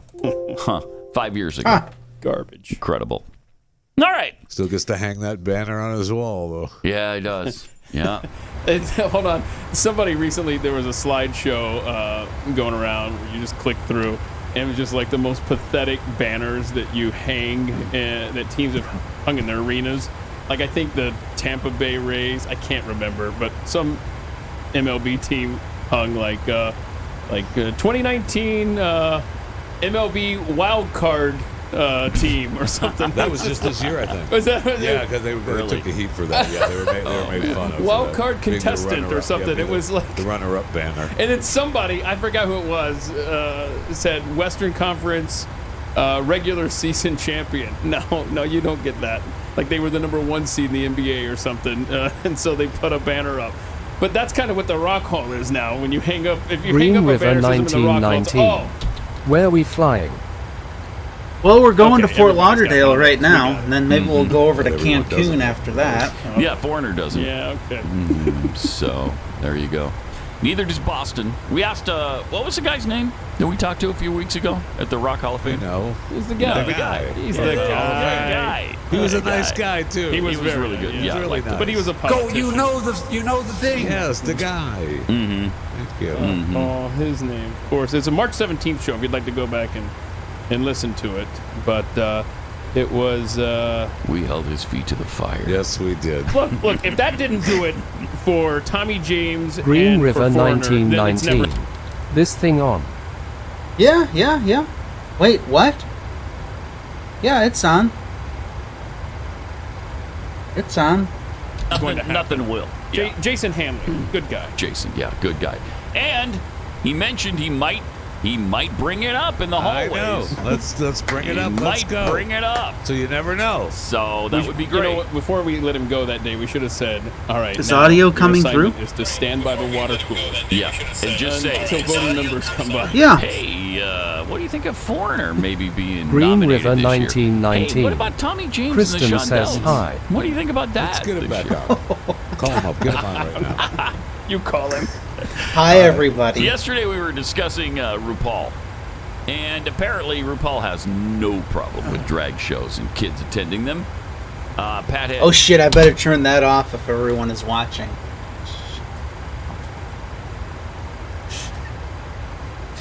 Oh, gosh. I can get in trouble for that.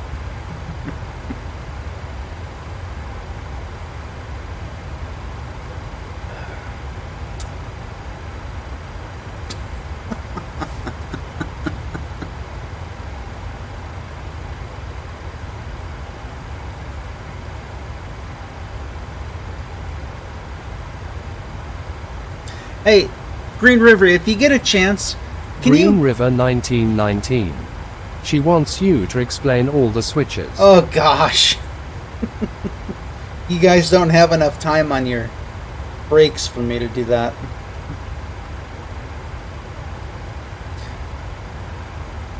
This is up and down. This is left and right.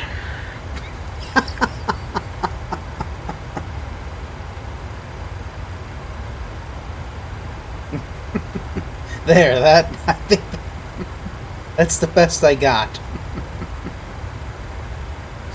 Oh. But hey, make sure you go over to Dairy and tell them to be sure that they're doing the counts, please. And not overstocking. Thank you.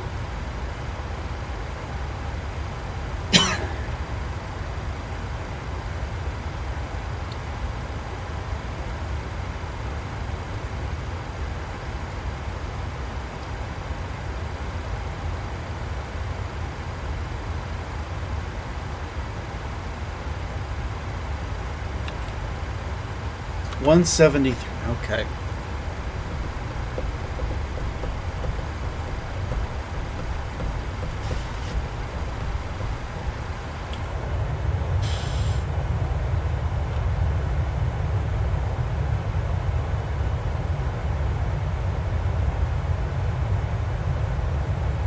Is that Luzanne down there, I think?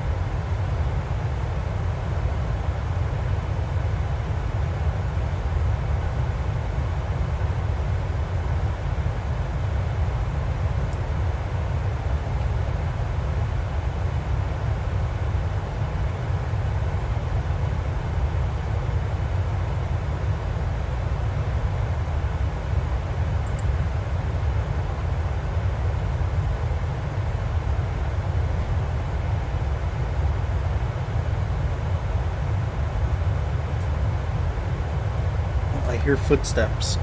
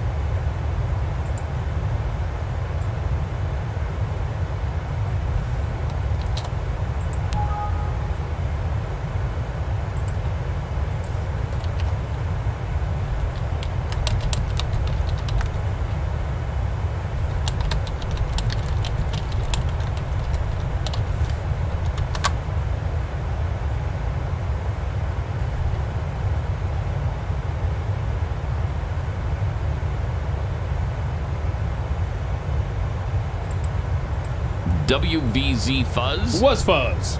Was Fuzz? Okay. Sent us this from a couple of weeks back where RuPaul said, drag queens are the Marines of the queer movement. Oh, God. Get out. Okay. Okay. Do you recall Kellen Winslow Jr., right, who said, I'm a soldier? Remember that? He played for the Buccaneers at the time, and he said, I'm a soldier out there, you know? And he got so much heat for that. So much came to, don't you dare compare yourself to the military. But RuPaul can call drag show artists Marines, and that's totally fine. Yes. Right. Drag star argued that politicians were attempting to distract Americans away from the real issues in public life.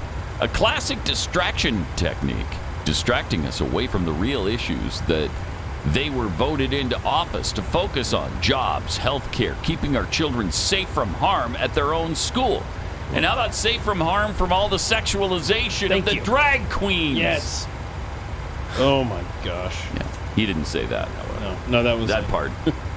Did not happen. So, man, so this trans stuff is out of control, especially with these large sponsorships of this Dylan Mulvaney. I do like Matt Walsh's plan is that if you want to boycott these companies, the movement, the conservative movement, you know, the right-thinking Americans are going to have to pick one battle at a time. You can't just say, boycott all of the companies that tread on us and, you know, going after our kids through sponsorships and stuff like that. You're going to have to, if it's Bud Light this time because of, you know, Dylan Mulvaney, fine. You focus on that. Then you maybe go to Nike and you just have to focus your efforts one at a time. I think that's probably wise. Well, my lifelong boycott of Bud Light continues. So you're ahead of the curve. So, yeah, I'm definitely boycotting Bud Light. You've done that quietly, though. Yeah, it has been quiet. I'm gonna be vocal about it now. Okay. I am boycotting Bud Light right now.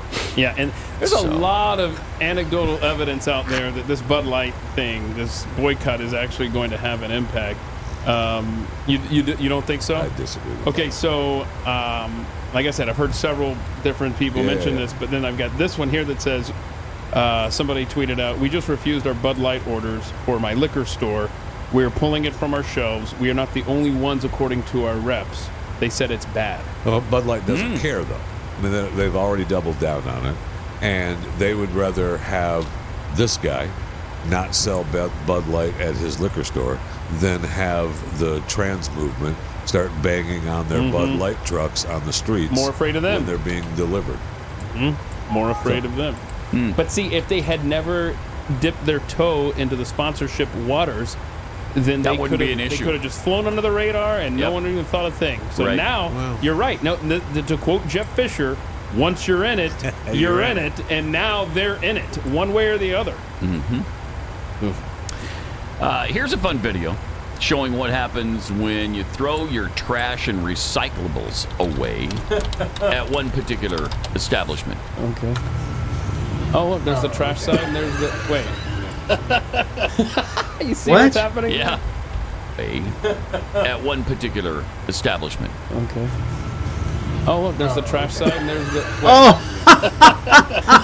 You see what's happening? Yeah, it's the same. Going to the same... The same area. There's no divider between the two. That's brother. Fun. I mean, that place. I hope that place is being reported. I do too. Yeah, but see, you're saving the earth. Look at that. You're saving the earth. So if you drop it on the left, you're actually helping the earth. Would you stick your hand into the trash like that? You got to make a point. Yeah. No, thank you. No. No, I feel like the answer to that is no. Me too. Wait, you? I can see Pat not putting his hand in there. No, if You're I saw someone set like a half a sandwich, an uneaten sandwich in there, I might reach in. Okay. Brenda Mallory, the chair of Biden's Council on Environmental Quality, explains the climate and economic justice screening tool, which they use as a basis to determine which communities receive certain federal funds. Oh, redistribution of wealth. This is great. The climate and economic justice screening tool is going to be the base for us identifying what those communities are, and that is basically a mapping tool that was created based on areas using factors that show the disadvantage that occurs, places where there's high flooding, places where there are health impacts, places where there are air impacts, places where they're subject to legacy pollution. So those are all combined together to create a map. And that map is a basis for us as we are looking at funding that is needed or opportunities to see whether we're in there. So wealth redistribution. Although legacy pollution would be a cool band name, I think. I like that. Just these What people. is legacy pollution? What was her title again? Probably from, you guess, from areas that have been heavy industry over the years. Okay. Whether they're still open or not, they've been polluted forever because of that. All right. Prior to our caring for the land. Racist. Air. She is the chair of the Council on Environmental Quality. Oh, so a DEI position. Cool. Yes. Completely made up. Yes. The way to legacy pollution. I'm just trying to get a definition here, but I think you probably. I've never heard the term legacy pollution before. Have you? No, I have not. Yeah, that's a new one on me. 40 miles? Okay. Switch over to some.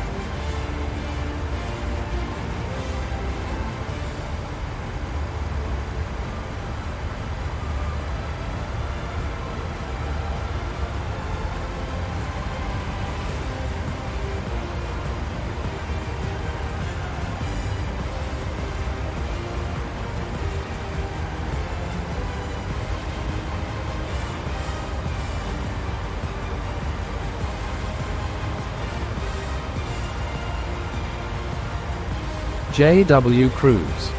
IDK if I should fly skeptical smiley face. Go to Cancun.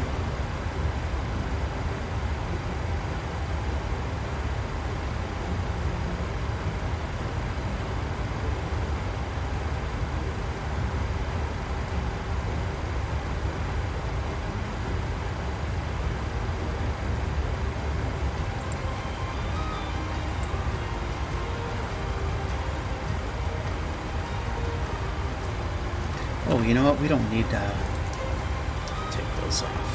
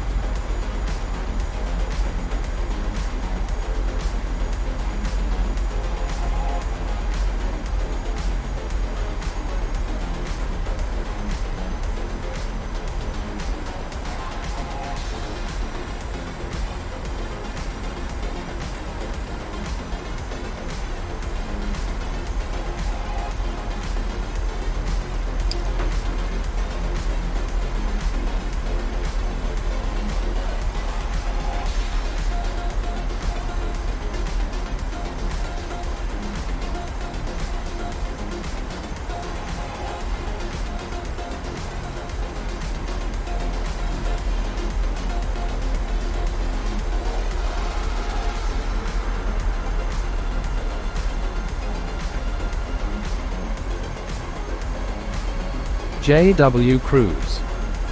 Maybe it'll fly later on skeptical smiley face. Okay. I go to Cancun.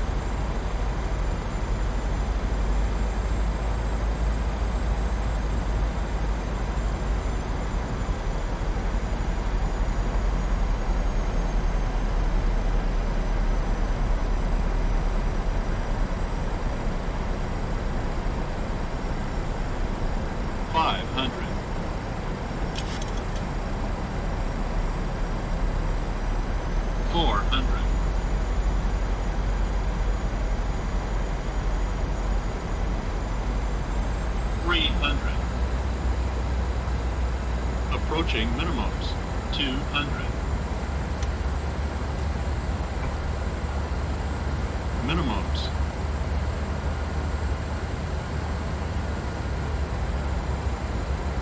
$100. 50, 40, 30, 20, 10.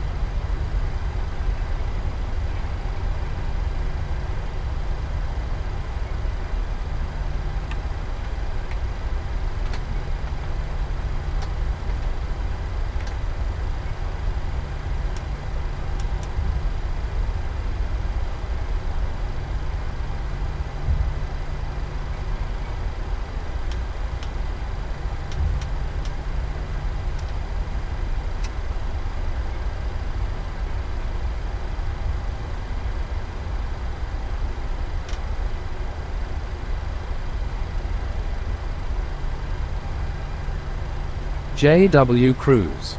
747 like fuck off.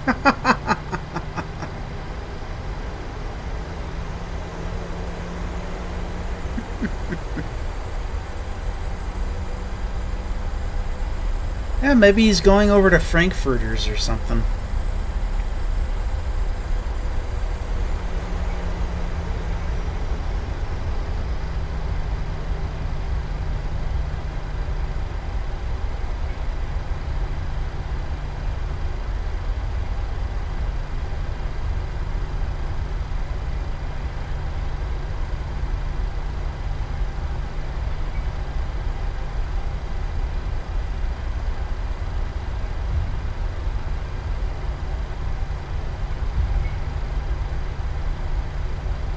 J.W. Cruz. Fuck off Latin VFR with the flickering JFGDC. Oh. Yeah, John, I get that on a lot of sceneries, though. I don't know what it is. Like, whatever. I just have gotten used to it. Like,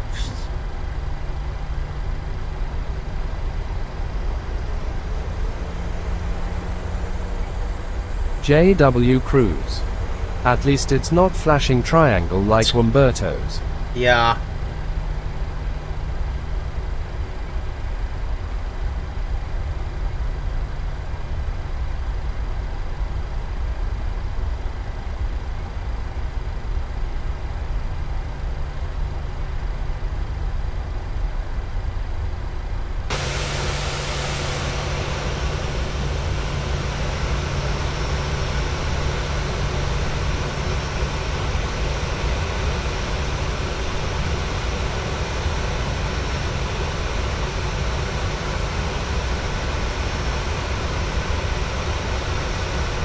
Oh, I hear that. Yeah, I heard that 747 over there.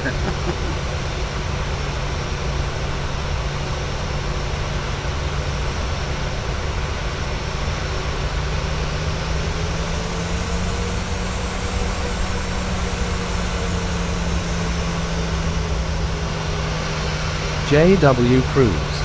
I can't replicate your problem. No duh, you're using a C-172 or a junky default Baron plane fuck.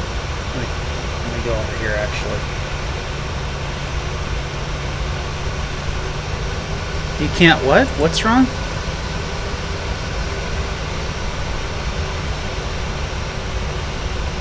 Oh, I know what you mean.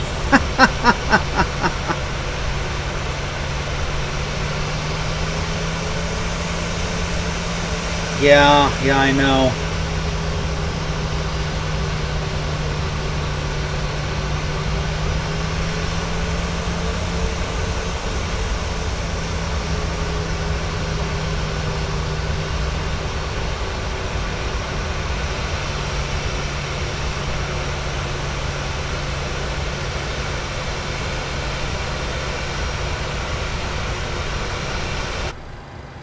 Oh, gosh.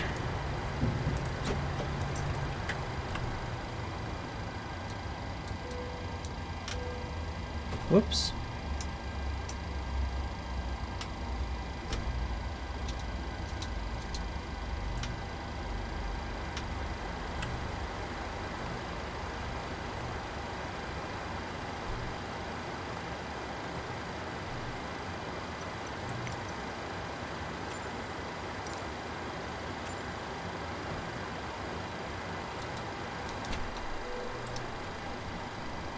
Okay.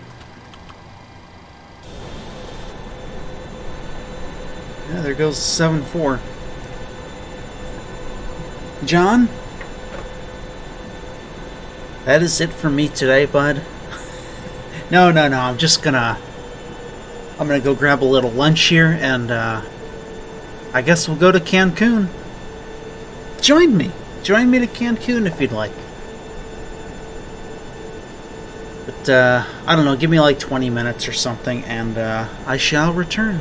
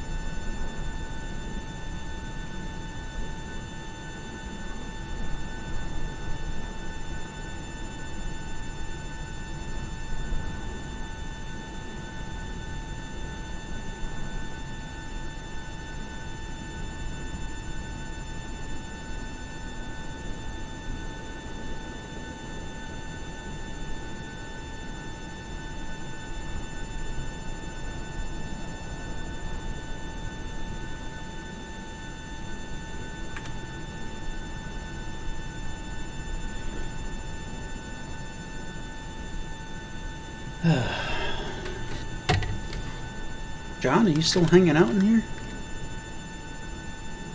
you have any coffee? I have a little bit of coffee left. Okay.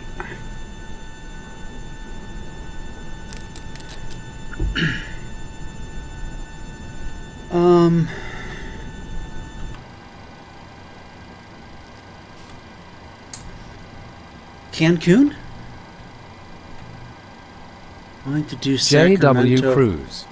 Yay, I'm going to do SMF to Lax. Okay, okay.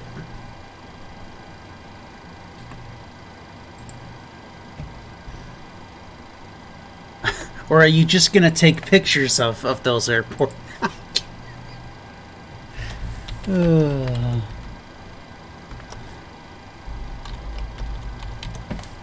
MMUN 800 40.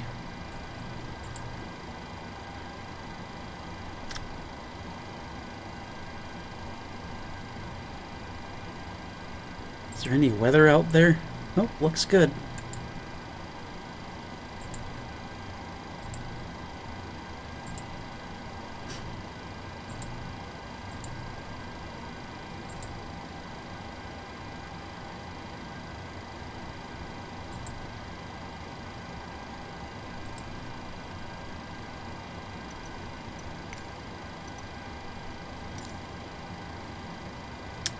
Okay.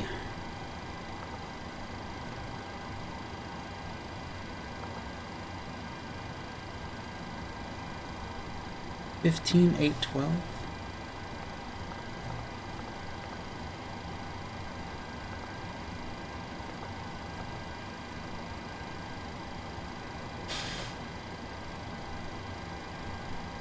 $115.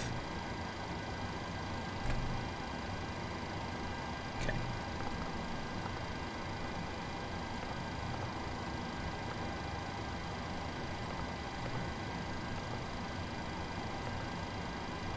Oh, I have to do this.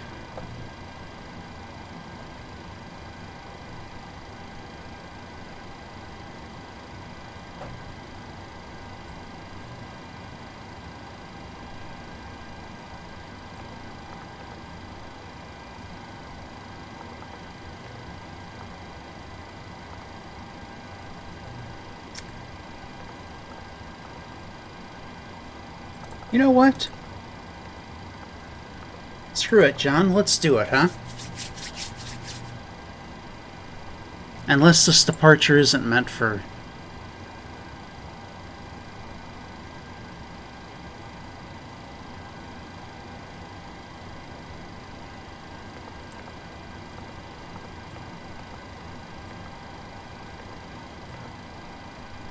Glades to Lulls.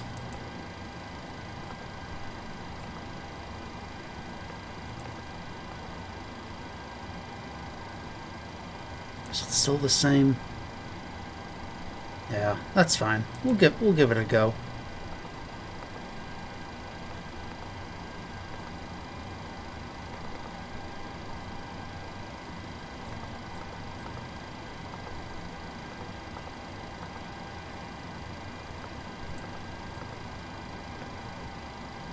Oh no, 315 at 27.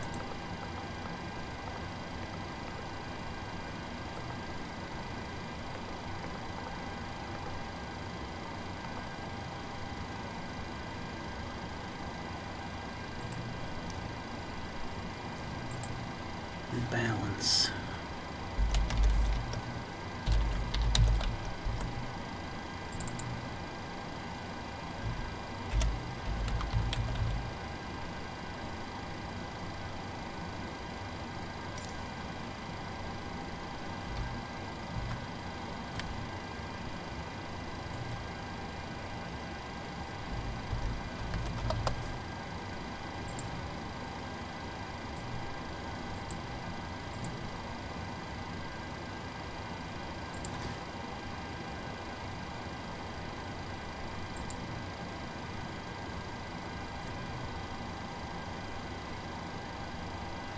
$65.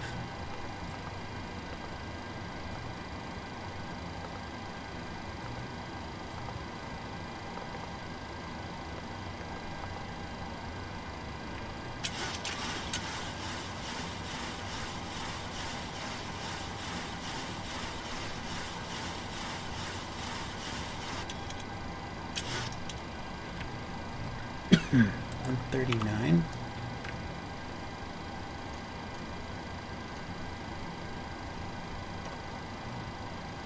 I have to refresh those.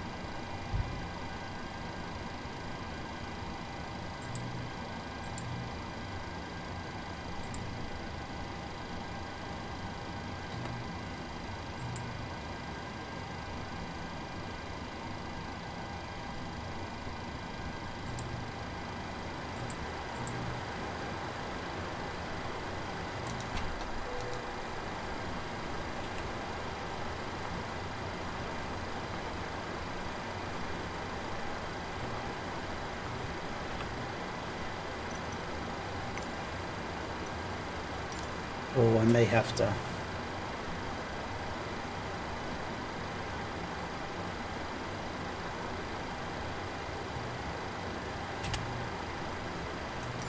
Cockpit to ground. Maybe it will work, okay. This is ground. Stand by.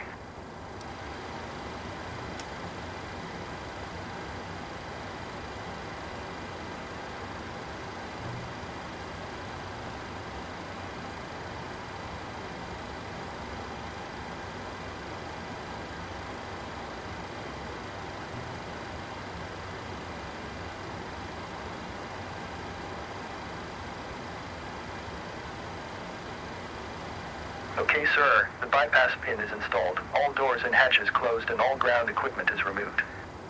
We are cleared for start and push. Okay, cleared for push start. Please release parking brake. Parking brakes are released.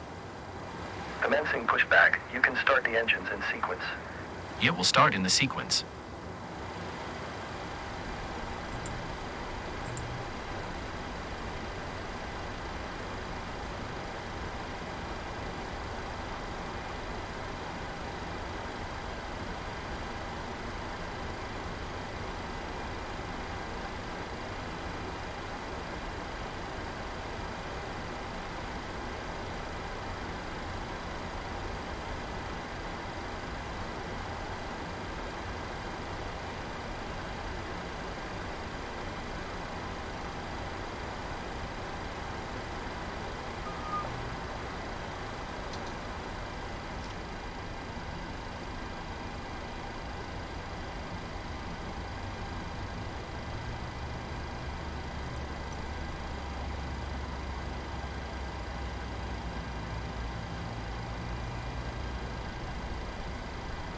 Okay, pushback completed. Please set your parking brake. Parking brake set. Ground. You may disconnect. Okay, sir. Clear to disconnect. Pin has been removed. See you at the side. Have a good flight. Holding position waiting for the visual. Thank you and goodbye.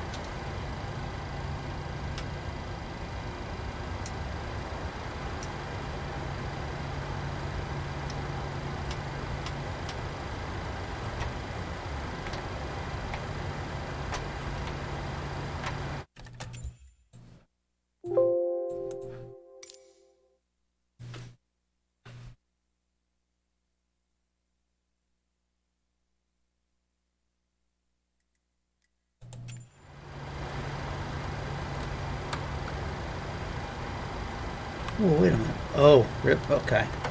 That's why.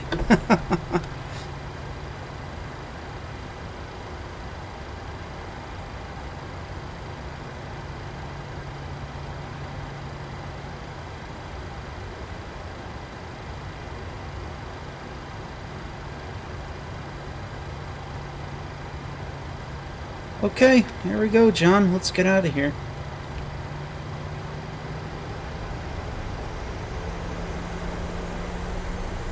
We'll go off the slope runway. What the heck, huh? Have a little fun.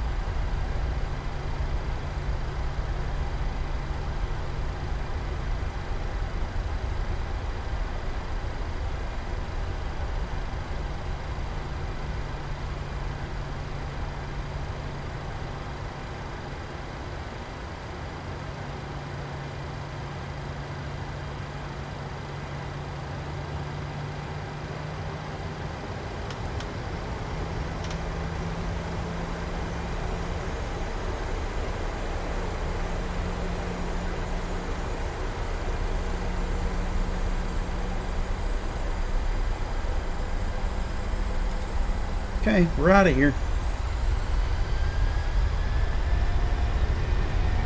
All right, let's see what happens here, John. Airspeed's alive.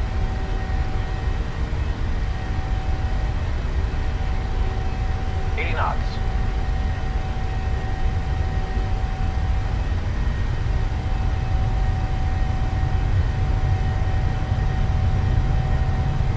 Rotate. Jeez. Positive rate of climb.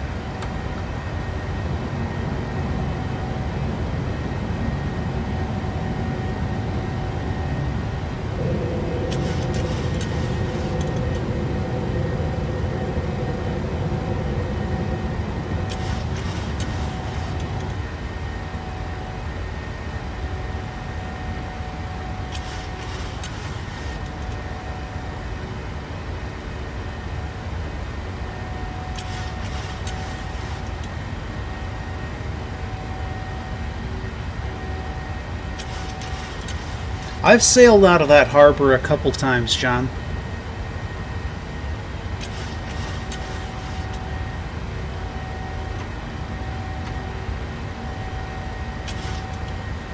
Yeah, right down there. I went out of there a couple times.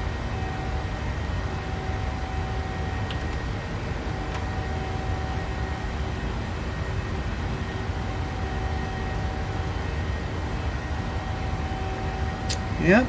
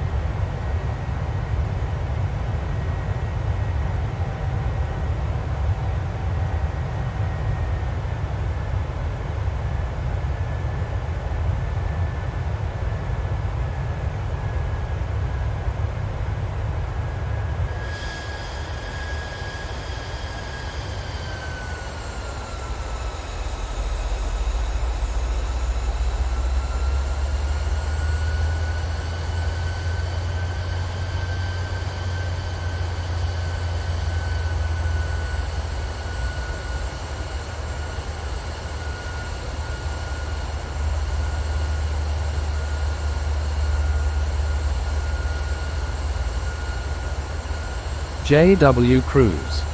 You can find me on Volanta LUL. Volanta. Gosh.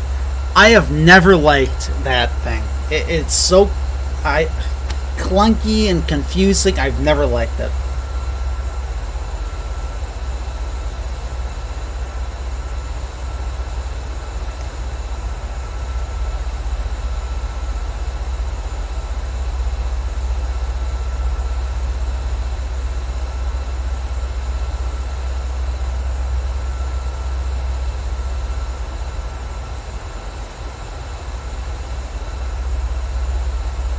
Supposed to level off? I think so. Yeah, okay.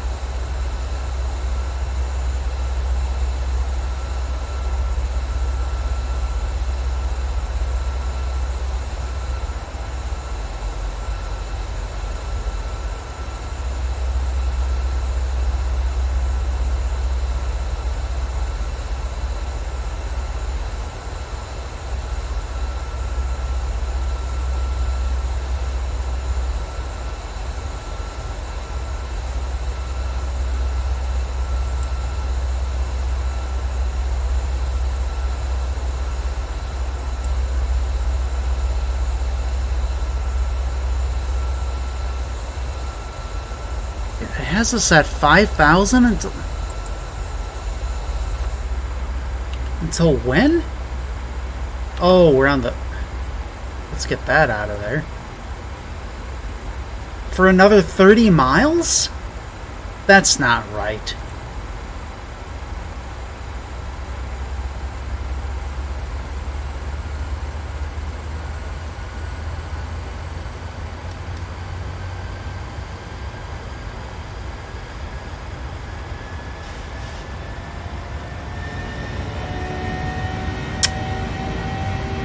That doesn't make sense. Why it would keep us at 5,000 that long?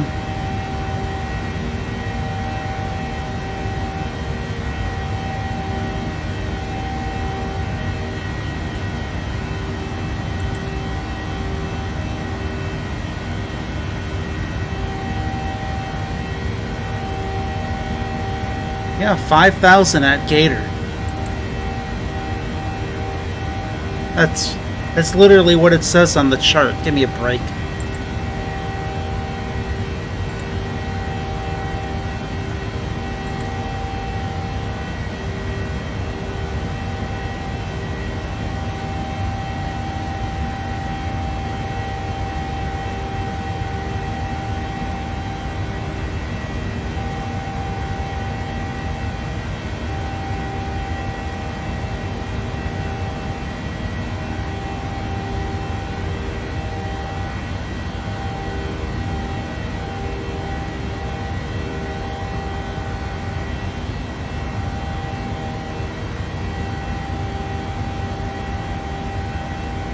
JW Cruise. Yay, it's LKE that in that area. It's JW Cruise. SPI can see the Everglades and Gators.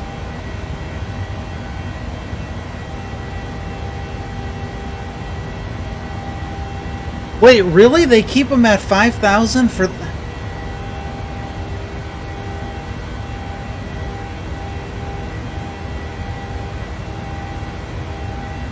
I mean, look, we'd still be at 5,000 for another 27 miles. That doesn't make sense, John. Really?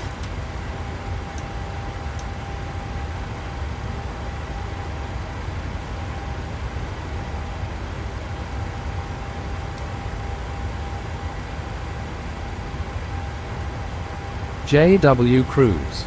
Check the chart. I know, that's what I'm saying, but that can't be right. They had to have made a mistake, right? It's a mistake. They had to have made a mistake.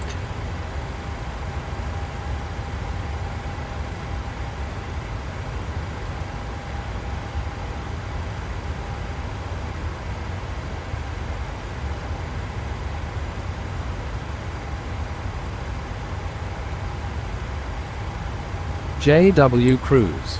Not. But they wouldn't do that. There's no way. Would they really?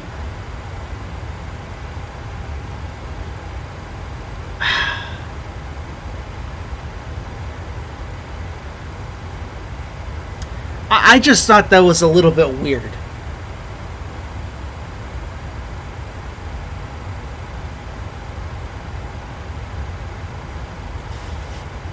JW Cruise.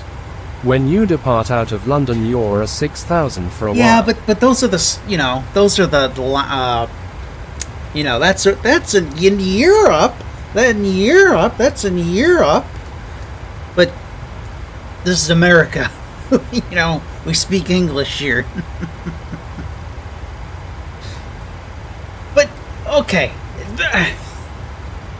I'm still not at Gator. I'd still be at 5,000 feet. And you're just cruising at 5,000 feet for... That just doesn't seem right to me. I know it says it on the chart.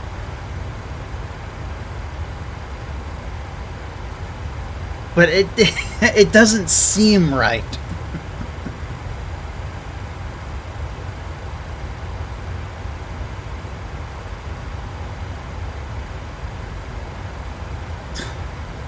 Well, maybe I should have, but...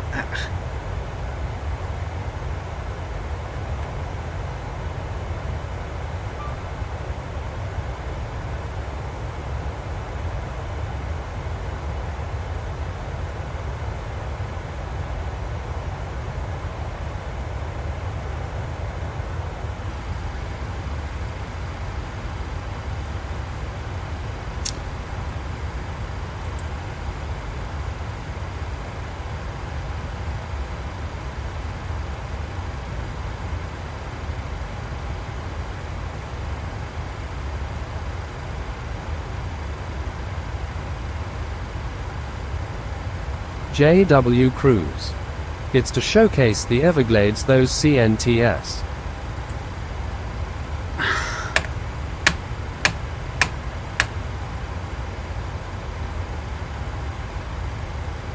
Oh, jeez.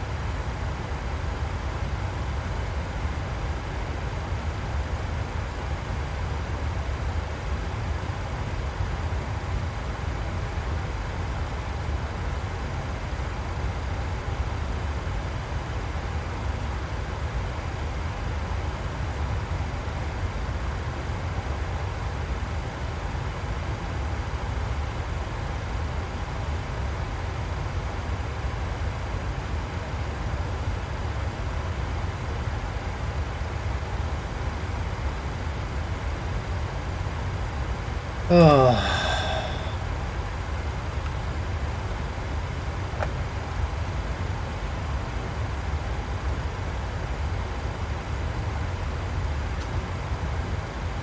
Now, okay. This would be interesting. What would Crooner do if we were on that departure? Take the 5,000 feet out, cunt! Take it out!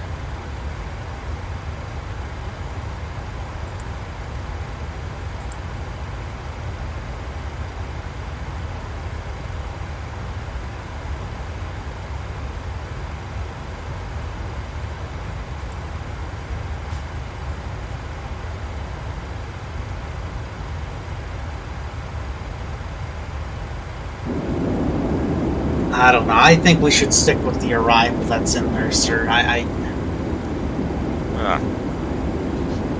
We would not be a good.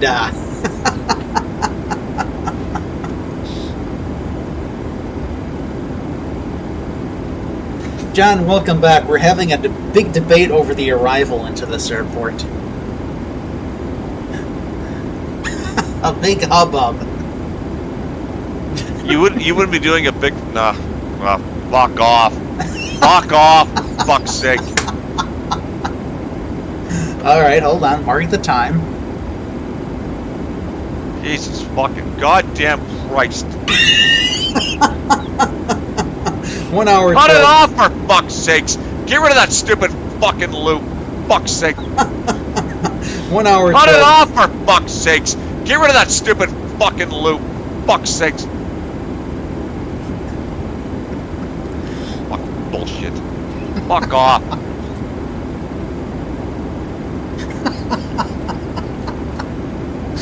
Oh gosh. Yeah.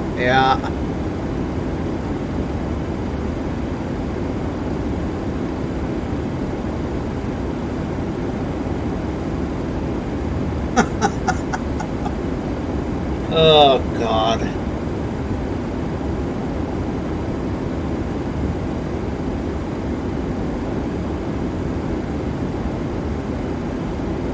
and I'll name it Captain and First Officer have major disagreement.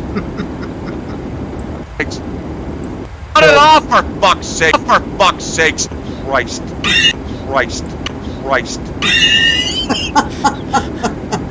1 hour. Cut it off, for fuck's sakes! Fuck's sakes! Fuck's sakes! Get rid of that stupid fucking loop! Fuck's sakes! Get rid of that stupid fucking loop! Stupid fucking loop! Stupid fucking loop! Stupid fucking loop! Fuck's sakes! Fuck's sakes!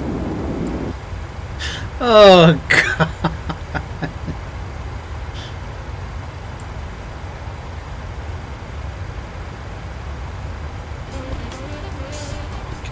Get off the metric system. Jesus fucking goddamn Christ. Goddamn Christ. Oh.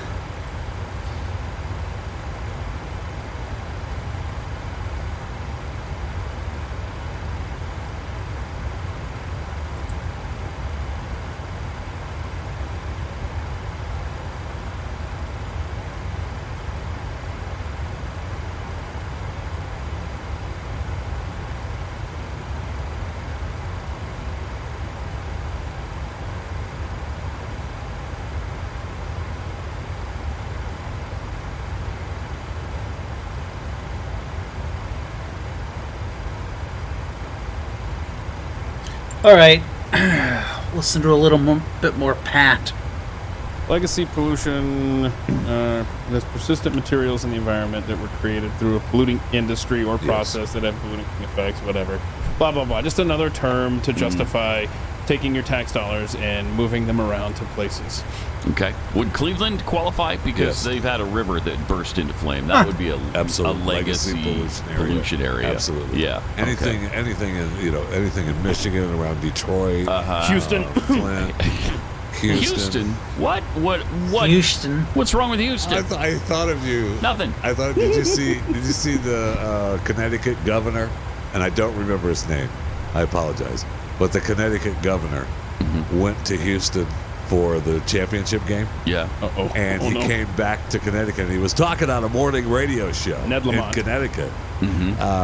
This past week, coming back from Houston, he called it was butt ugly. And he didn't like Houston at all. Has he been to Bridgeport? Has he been to Bridgeport, Connecticut? Boy, he said he was walking around Connecticut. downtown Houston, which is butt ugly, by the way. When I got the job with Glenn and I was looking for a place to live, I was looking for I was just going to rent a place briefly till the family got there. And I went to Bridgeport. And I walked around that town before I met the landlord guy. And I'm looking around, and it is a hollow. This was in 2009. And then it was just this ghost town. You could see that it used to be a thriving place, and it was just a hollowed out shell of a town. I can't imagine what it's like today. It was gross. It was sad. It was depressing. Right. Ned Lamont, man. And you moved in. Then I moved into Perth Amboy, New Jersey. So I hit a home run. Oh boy, no. No place more beautiful than New Jersey. Oh no, Amboy was a sad place too. Amboy, isn't that where Bruce Springsteen is from? I feel like that's Yeah, I think so. I think there's two different towns. Let's see. The Amboy Dukes or whatever. Wasn't that his beginning band or something? Somebody's. He was in Long Branch, so. Oh. No, that's Amboy. Okay. Yeah, That's exactly. Amboy. Thank you, Jeff. You're welcome. Right. Also, Dr. Fauci has become a consultant of Biotechnopolo hub in Siena, Italy. Okay. It's a lab. He's going to be a consultant for a lab. This always ends out well. Oh, God. This is... that's great. You know the future headline, right? It's new pandemic traced to a lab in Siena, Italy. Yeah. He has agreed to act in an informal capacity as a strategic advisor to Rino Rupoli, scientific director of Biotechnopolo Biotech Hub in Siena, an institution founded by the Ministries of the University of Health, Economy, and Industry, with the aim of focusing on applied research in biotechnologies and life sciences. This sounds fantastic. It sure does. Doesn't sound dangerous at all to have him involved, huh? Not at all. The availability of the 82-year-old Fauci, one of the leading global experts in the field of infectious diseases, and medical advisor to 7 presidents of the United States, was welcomed by Nobel Prize winner Giorgio Parisi, a member of the foundation's board. Fauci's willingness to act as an informal advisor, Parisi said, is a fundamental step towards making Biotecnopolo, the Italian hub. What a awkward name for a biotech research place. But they're excited to have him. They can't wait to start that gain-of-function research. So's the world. They can't wait to start spreading disease around Italy and thus the rest of the world. Has he really predicted soon. the next pandemic within a year, or is that Bill Gates? Yes, he has. It was probably Fauci, too. Fauci has decades-long relations with Italian scientists. These ties, underscored Parisi, show how highly the value and rigor of Italian sciences are recognized. They're the most concrete stimulus to beginning, as soon as possible, the activity of a center that can represent global recognition of the excellence of Italian science. Okay, so very exciting for them. I just want to warn you before you throw it to this video. You're not going to like it. You're going to exclaim "ick" multiple times. Oh, this is where he's... Oh, jeez. This is making the rounds. This is where he's picking his nose. Oh, And God. I have to believe that maybe he's having breakfast, taking something out of his nose. Let's see. Come on, let's play. All right, let's see it. Oh, gosh. No. Here's an email chain from April of 2020. Oh, my Can you turn to the second to last page? Oh, it's a deposition. Isn't that gross? Oh. And by the way, Dr. Fauci, could you stop picking your nose and eating it? We'd appreciate that if you wouldn't eat your boogers after you. The dude ate a booger. Yeah, that was gross. That was nasty. Okay, so Jeffy's not on board. Let's see it one more time. Okay. If you're having breakfast, look away from the screen for a second. Okay, big. And now he put it right in his mouth. And JW you don't agree? Cruz. https://prnt.sc/dn9mmllhz78. His nose. I would love that. I would love And then that. boom! And then look, he slips it in. And then he slipped it right there, and then boom. He found a hole. Okay. Page. What a gross human being. That's awesome. Man, that's just nasty. And that's the guy that they're so proud to have in Italy. Yeah, I hope he spends a lot of time over there. What are you off to? Are you going down to Cancun with me? What a, are you meeting me down what there? A statesman, We're fortunate what an enough just to American. have a candle, and we're happy to. Oh yeah. We're happy to be a part St. of his Fauci life. of what was it? Diseases. Yes. All right, more coming up. Pat Gray Unleashed.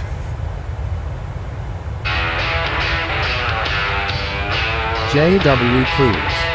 LAXLUL and then maybe tomorrow Cancun LUL. Pat Gray is here on the Blaze Radio Network. Good morning, American.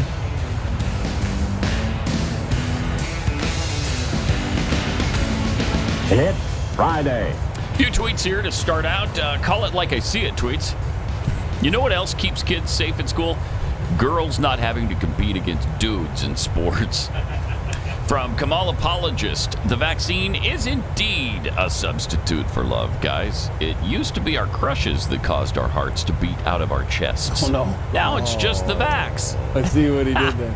See what they did? Yeah. Cincy Girl 45. So we went from hashtag love wins to hashtag vaccines win. Microaggressor. What in the Sam Hill is legacy pollution, and what are its pronouns? Good questions. Chitty Chitty Fang Fang. Marines of the queer movement. That's, you know, the drag queens, according to RuPaul. My USMC risked his life so these individuals could freely be themselves. How dare RuPaul compare men who play dress up to men who defend freedom? Yep. Such a great point. That's where we are in this country, where 20 years ago, we went off on a football player who dared to call himself a soldier to we don't even care that someone is comparing a drag show artist to a U.S. Marine. Screw you. And nobody cares, and that's where we are in our society. Pathetic. Let me tell you about Real Estate Agents I Trust. Trying to sell your home is a real challenge, especially in this environment, in this market. It's up and down. It's all over the place. I mean, you got to worry about the new percentage rates on your loan. I mean, what? You got to worry about whether or not you should do a bunch of repairs to your house before you try to sell it. Or do you just try to sell it as is? That's where your real estate agent comes in. These are people who are with buyers all the time, and they can help you through this process. Real Estate Agents I Trust. This is Glenn's company, and so they vetted these agents really carefully to get, 1,500 or so across the country. Just the best in every market. If they couldn't find somebody really good in any given city, we skipped it. So these are just the cream of the crop, the best agents there are. Real Estate Agents I Trust. Go to realestateagentsitrust.com. That's realestateagentsitrust.com.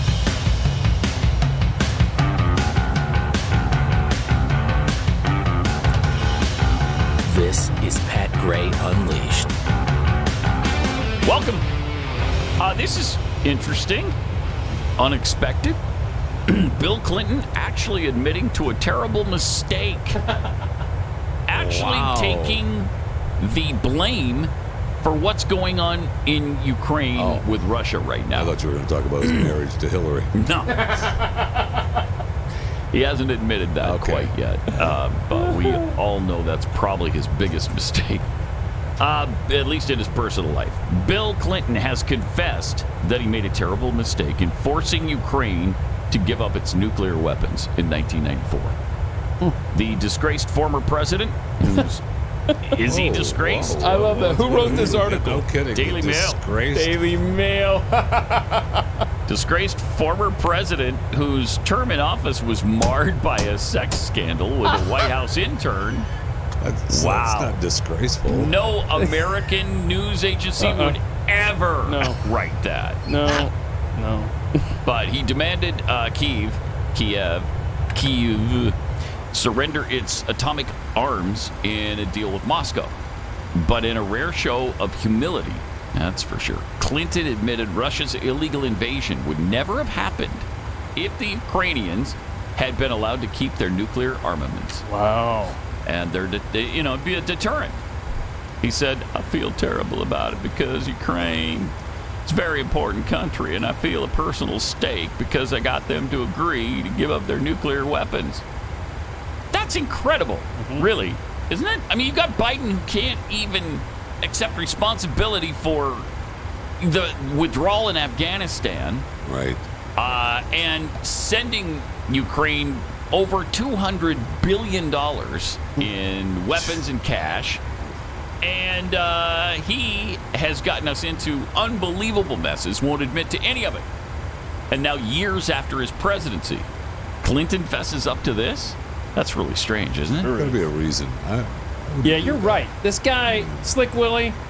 Yeah, why? What is up with that? I don't know. I mean, what good could come of it for him? I don't know, but we're all missing it. I don't know. I just feel like maybe it's his way of taking some blame so they can't say it wouldn't have happened with Trump. I honestly don't know.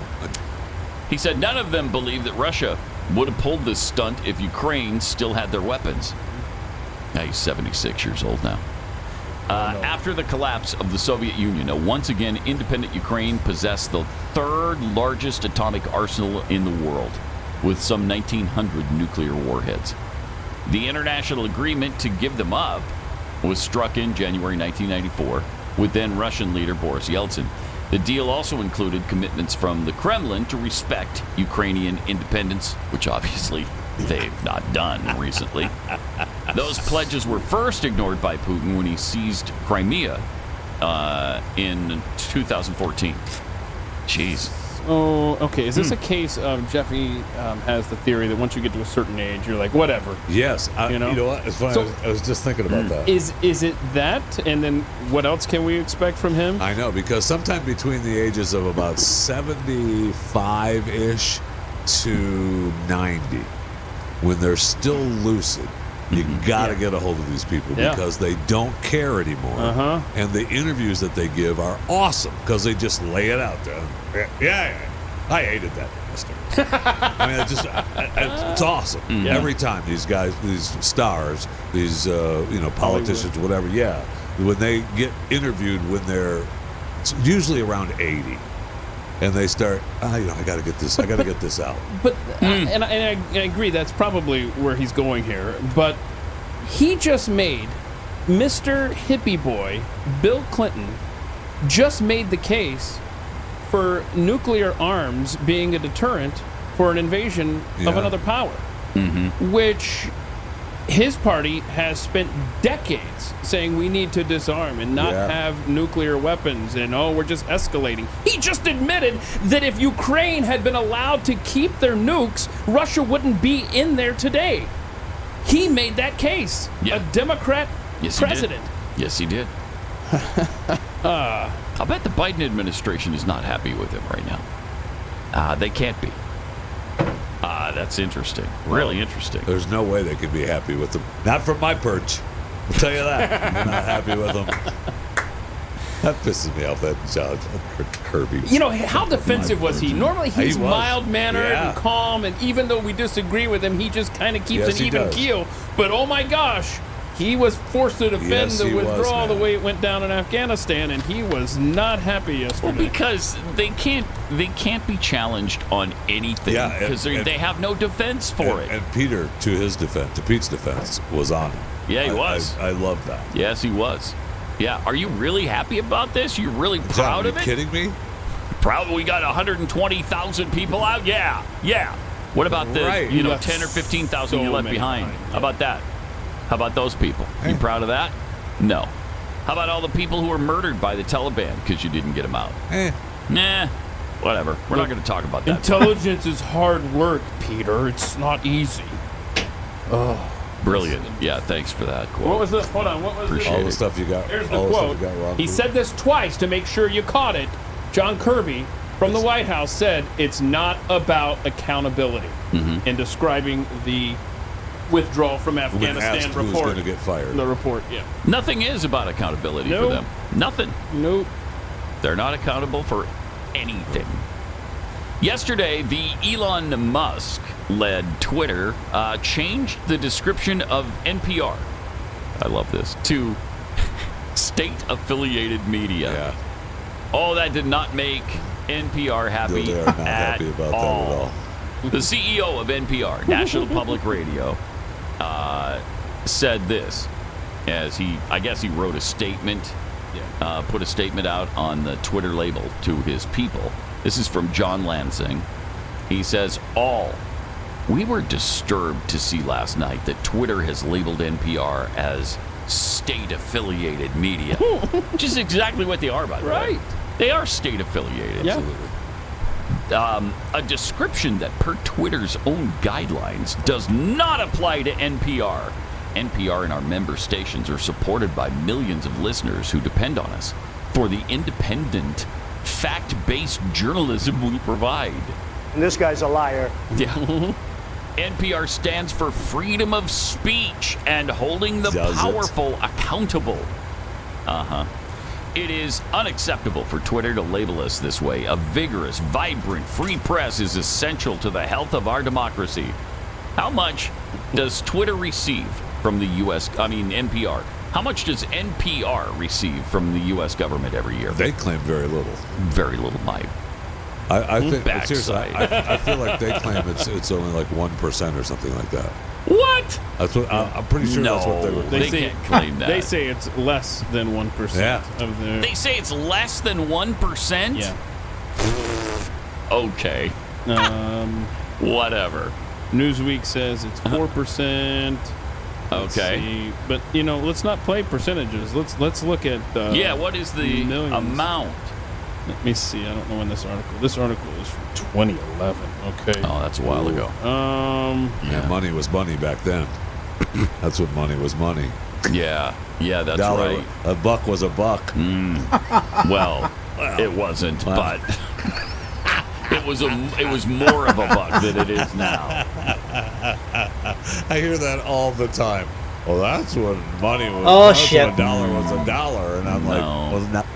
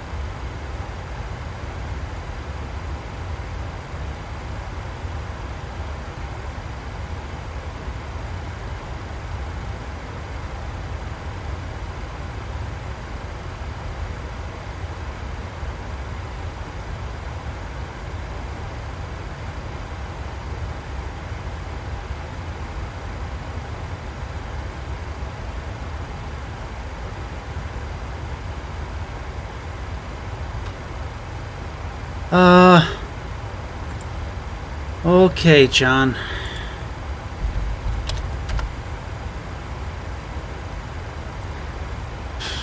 $12?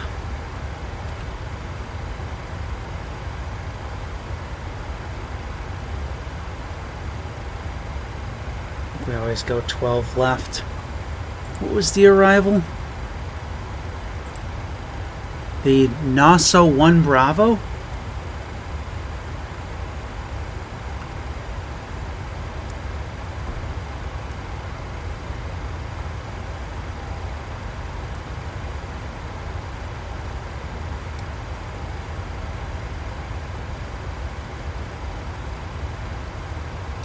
And it just kind of takes us around.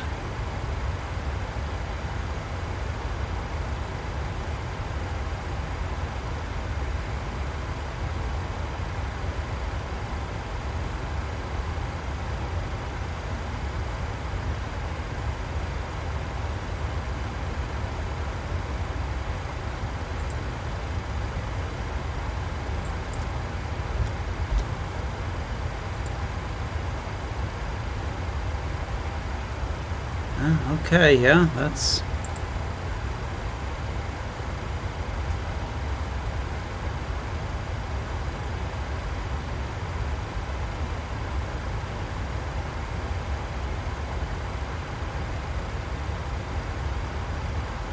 That's fine, we'll just connect them.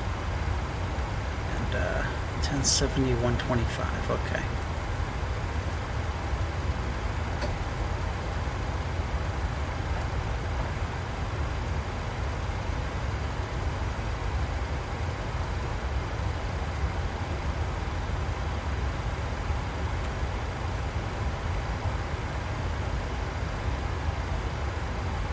We'll do ILS for this one.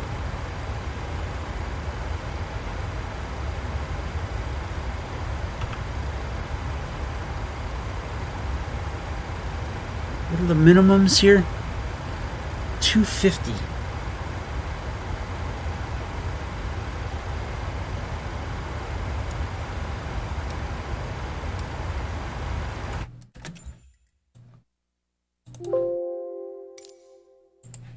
Not 2011 though. No. But Now, that's what Cato $1 was. Institute- Like, $1 is still $1. Cato says 15%.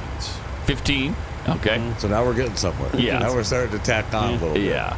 And I bet if we look at what they give to the affiliates, right? So the government gives the main NPR 1 to 4%, or maybe 15, as they said there. But what they give to the affiliates, you know what I mean? The separate maybe. NPR stations. That could be the straw they're splitting. Yeah. I don't know. The hair they're splitting. All this talk of election interference that we've had, and Wokeness tweeted out how ABC covers Joe Biden, how it covered the Donald Trump speech last week. A lot of people picked up on this. Watch this. Check this out, because this is very, very interesting. They blurred out the text a number to the number to text Donald Trump and to get donations. So they blur it out. He's an official presidential candidate. Yeah, right now. yeah. And Joe Biden, did they blur that out? No. No, they did not. Pretty much election interference. That's exactly what that is. That's egregious. I mean, don't they have to make they have to consider that an in-kind donation, I think, to the Biden administration. That's interesting. Yeah, because you're supposed to treat candidates equally, right? Yeah. Yes. Absolutely you are. Wow. All right, 888-900-3393. Let me tell you about Pure Health. Maybe it should be too. They liver, make functional open book in the meal health or health people. Great to have you with us. 888-900-3393. Pat Unleashed on Twitter, where Lynn tweets, "Bless you, men, for a happy Easter and blessed Passover. Pat heads, have a wonderful Sunday." Oh, exactly. Thank you. And happy Easter to everybody. Great time of year. I know. They got to get my Easter bunny, my chocolate Easter bunny. Yeah, that's the important part. That's what I'm saying. That's the important Do you part. go Thank the you for day after Easter and just clear the shelves at the drugstore of all the candy and take it up to the front for your 75% off discount? Yes. And you gotta eat. Am I right? No better time. From Linda Rose. So I guess Fauci never heard the expression pick and flick. Oh, gosh, this guy. Now when I see a kid picking his or her nose, I'm going to tell them, don't do a Fauci. That's a good one. Yeah. If you missed it, you didn't miss anything appetizing, that's for sure. Fauci apparently picked his nose and ate it. And then he gets his fabulous invite from the Italians to do another fabulous lab experiment on the planet. Unsuspecting people of Italy. There. Oh gosh, there it is. Oh, God. From Guillermo, guys, the correct amount for NPR to receive from federal government to not be state media is 0. Yeah, 0%. True, and yet it's at least 15%. I'll bet you. So it gets 38% of its revenue from individual contributions. 19% from corporate sponsorship and licensing. Okay. All right. 10% from foundation donations. 10% from university licensing and donations. What is so 8% from the Corporation of Public Broadcasting? Well, wait a minute. University licensing. Yeah, That's just that's a government fee, right? That they're getting from the U.S. government. I'll bet. This says 4% Licensing. from the government. Huh. That's direct. Yeah. That's it's direct. Yeah. Good point. Yeah, they're finagling that It's somehow. taking a different route. I guess. Yeah, because like I said, the Cato Institute says it's more like 15. Nah, it sounds at least. It's got to be at least that amount. But when you buy a tote bag, you're doing your part to make sure that we can continue to bring you quality If you order programming. these CDs today, we're going to throw in this tote bag 8 more CDs and a pair of shoes. Hey, caller, who's your favorite PBS personality? Is it Big Bird? Well, if you don't want Big Bird to I've go seen away. some good docs out there, though. Mm-hmm. I've seen some good docs. Some good docs? Yeah, the documentaries. Yeah. Have you? Yeah. What's your favorite one? Sammy Davis Jr. Oh. Really? It was awesome. Oh, cool. This it is was a awesome. chance That for guy Pat. was amazing. Pat? Sammy Davis Jr. Time to break out the Sammy Davis Jr. impersonation. You don't get many opportunities. That guy was awesome. That's true. You don't. You Yeah, get to man. Come on. Let's go, monkey. Come on, let's go. Let's go, monkey. I'm not a trained monkey. I'm not your trained monkey, at least. But you are. But I'm really not.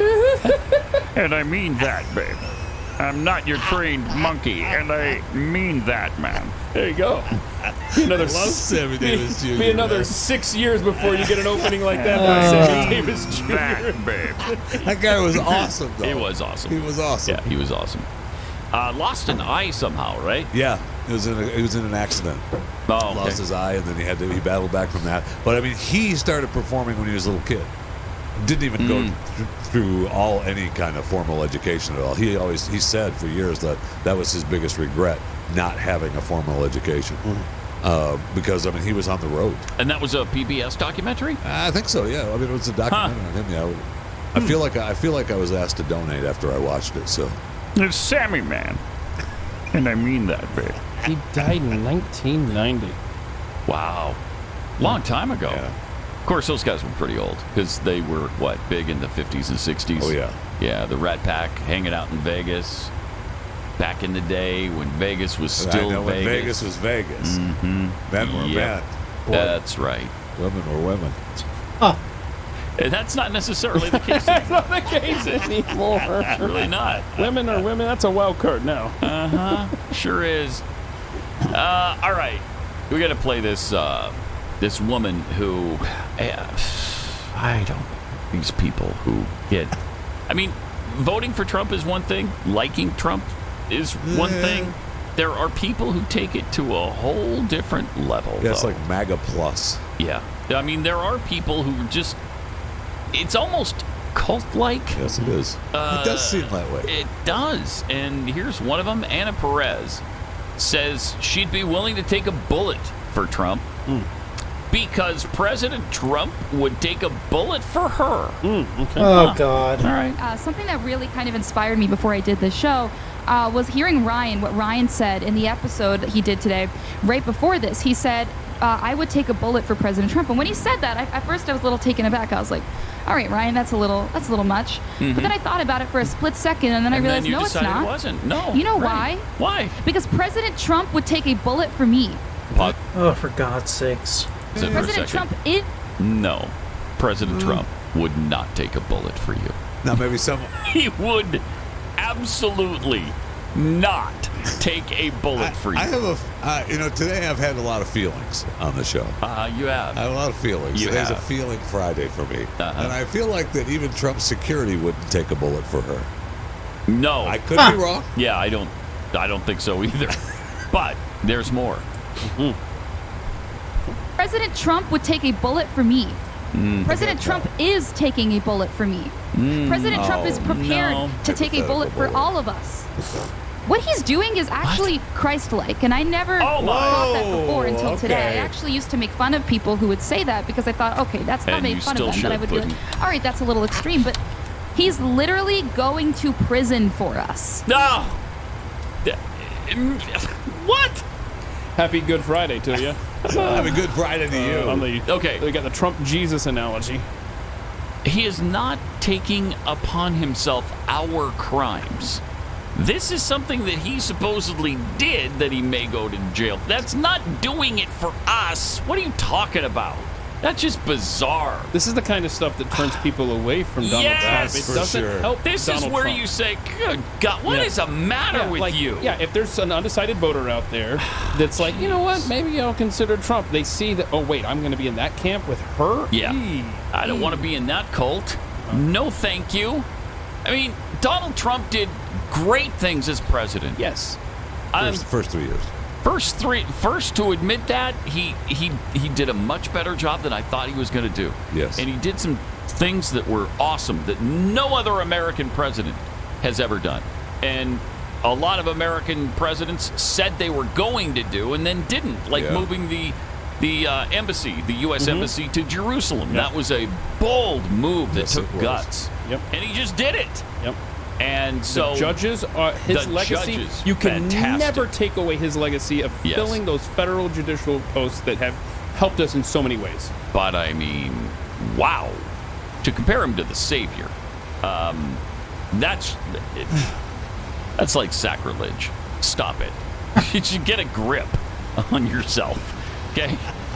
I mean, you can vote for him, you can like him, you can love him, but let's keep it in perspective, shall we? This is Pat Gray Unleashed.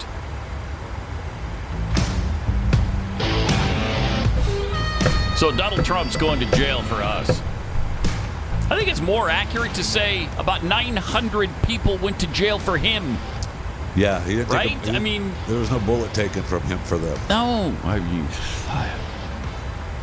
bizarre. Just a little perspective.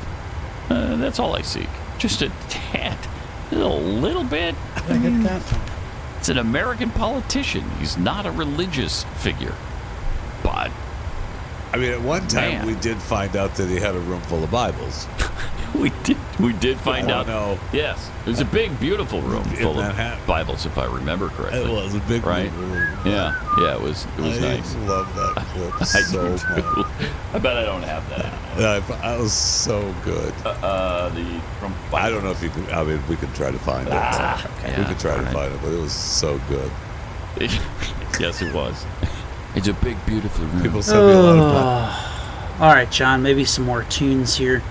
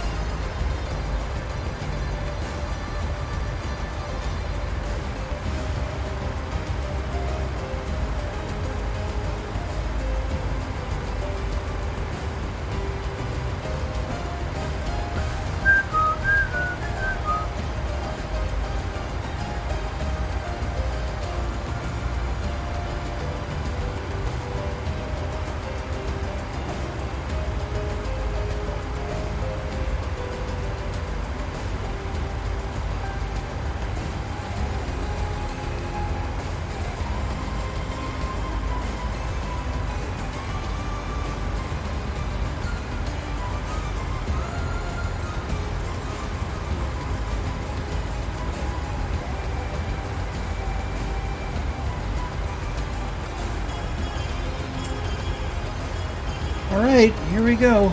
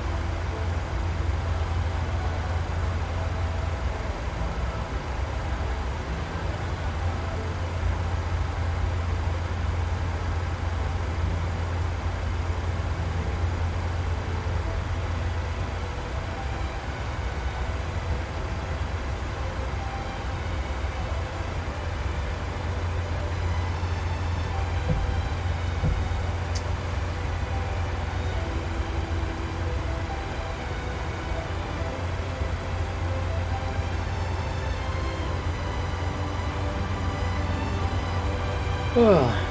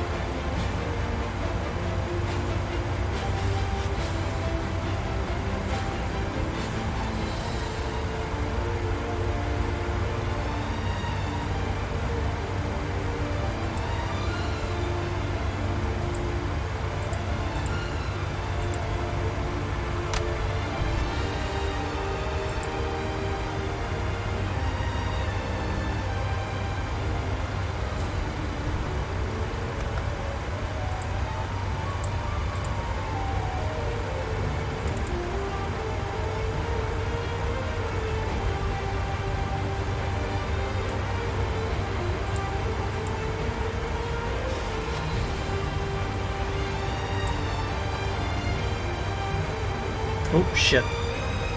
Transition out.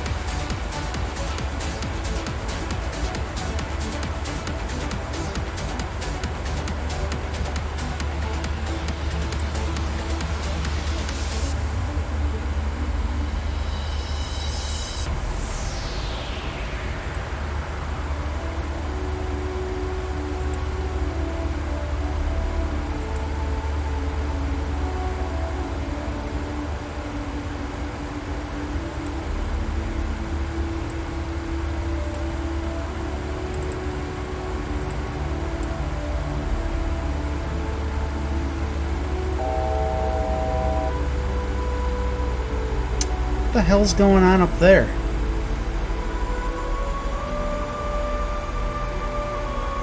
What the hell is that?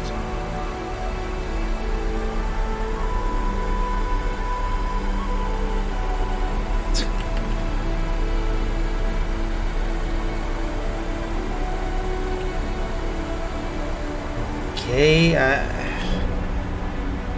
is the scenery broke or something?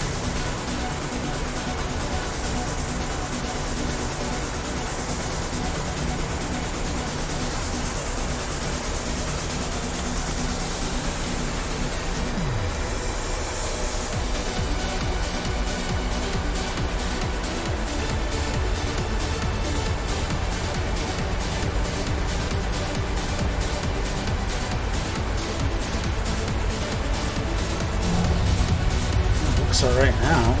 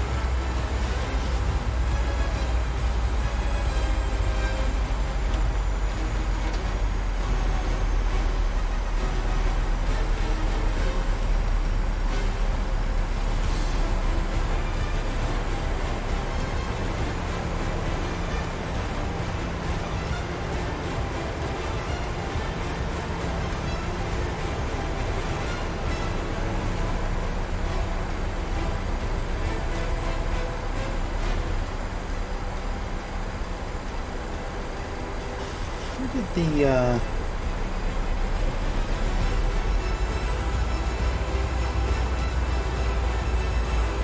Okay, must have that.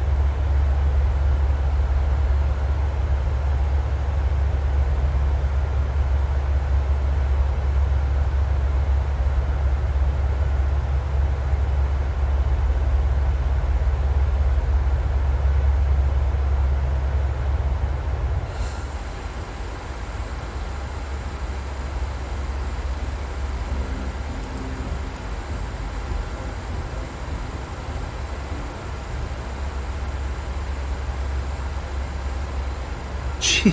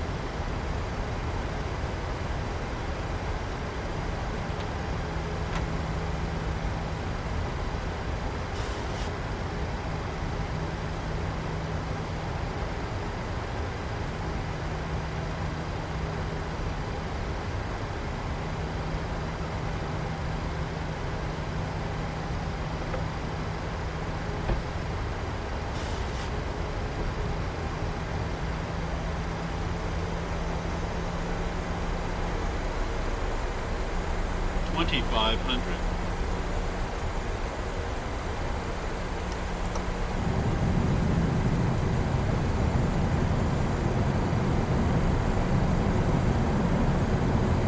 What did we have? Breakthrough. Okay.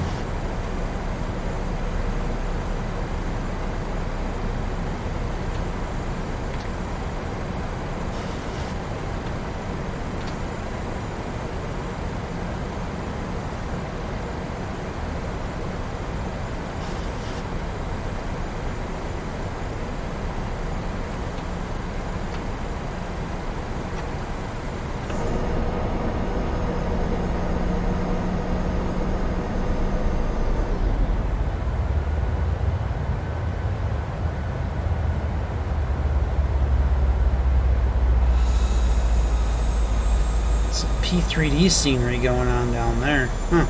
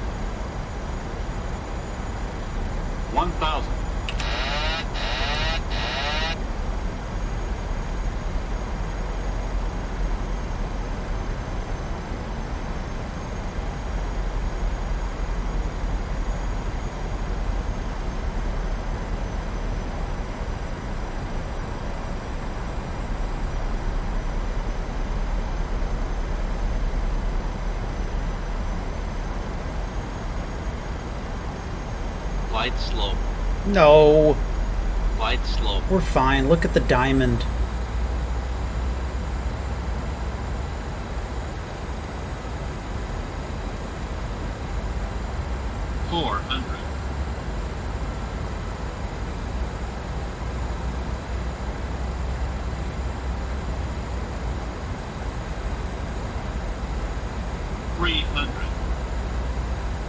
Approaching minimums. 200 minimums.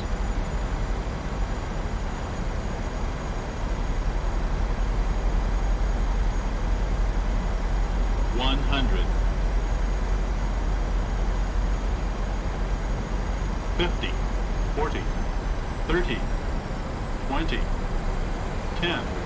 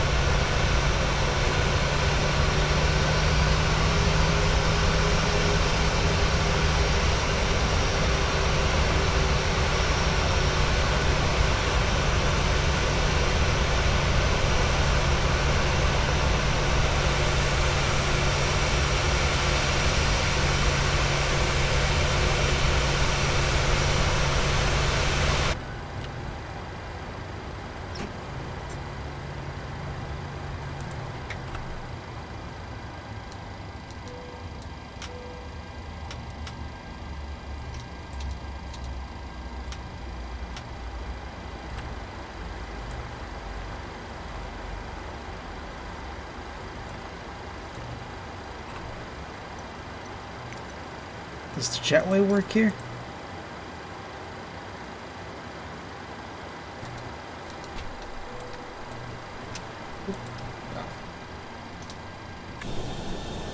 Yeah. Okay, John. Welcome to Cancun, buddy. $1.43 gate to gate. Dude, I think that's it for me, man. I'm gonna wrap it right there, and I'm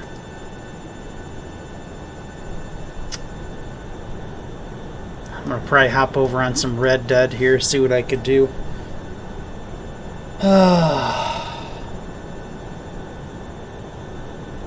Till next time, dude. Thanks for hanging out. Have a good day, man. See you next time. Bye-bye. See ya.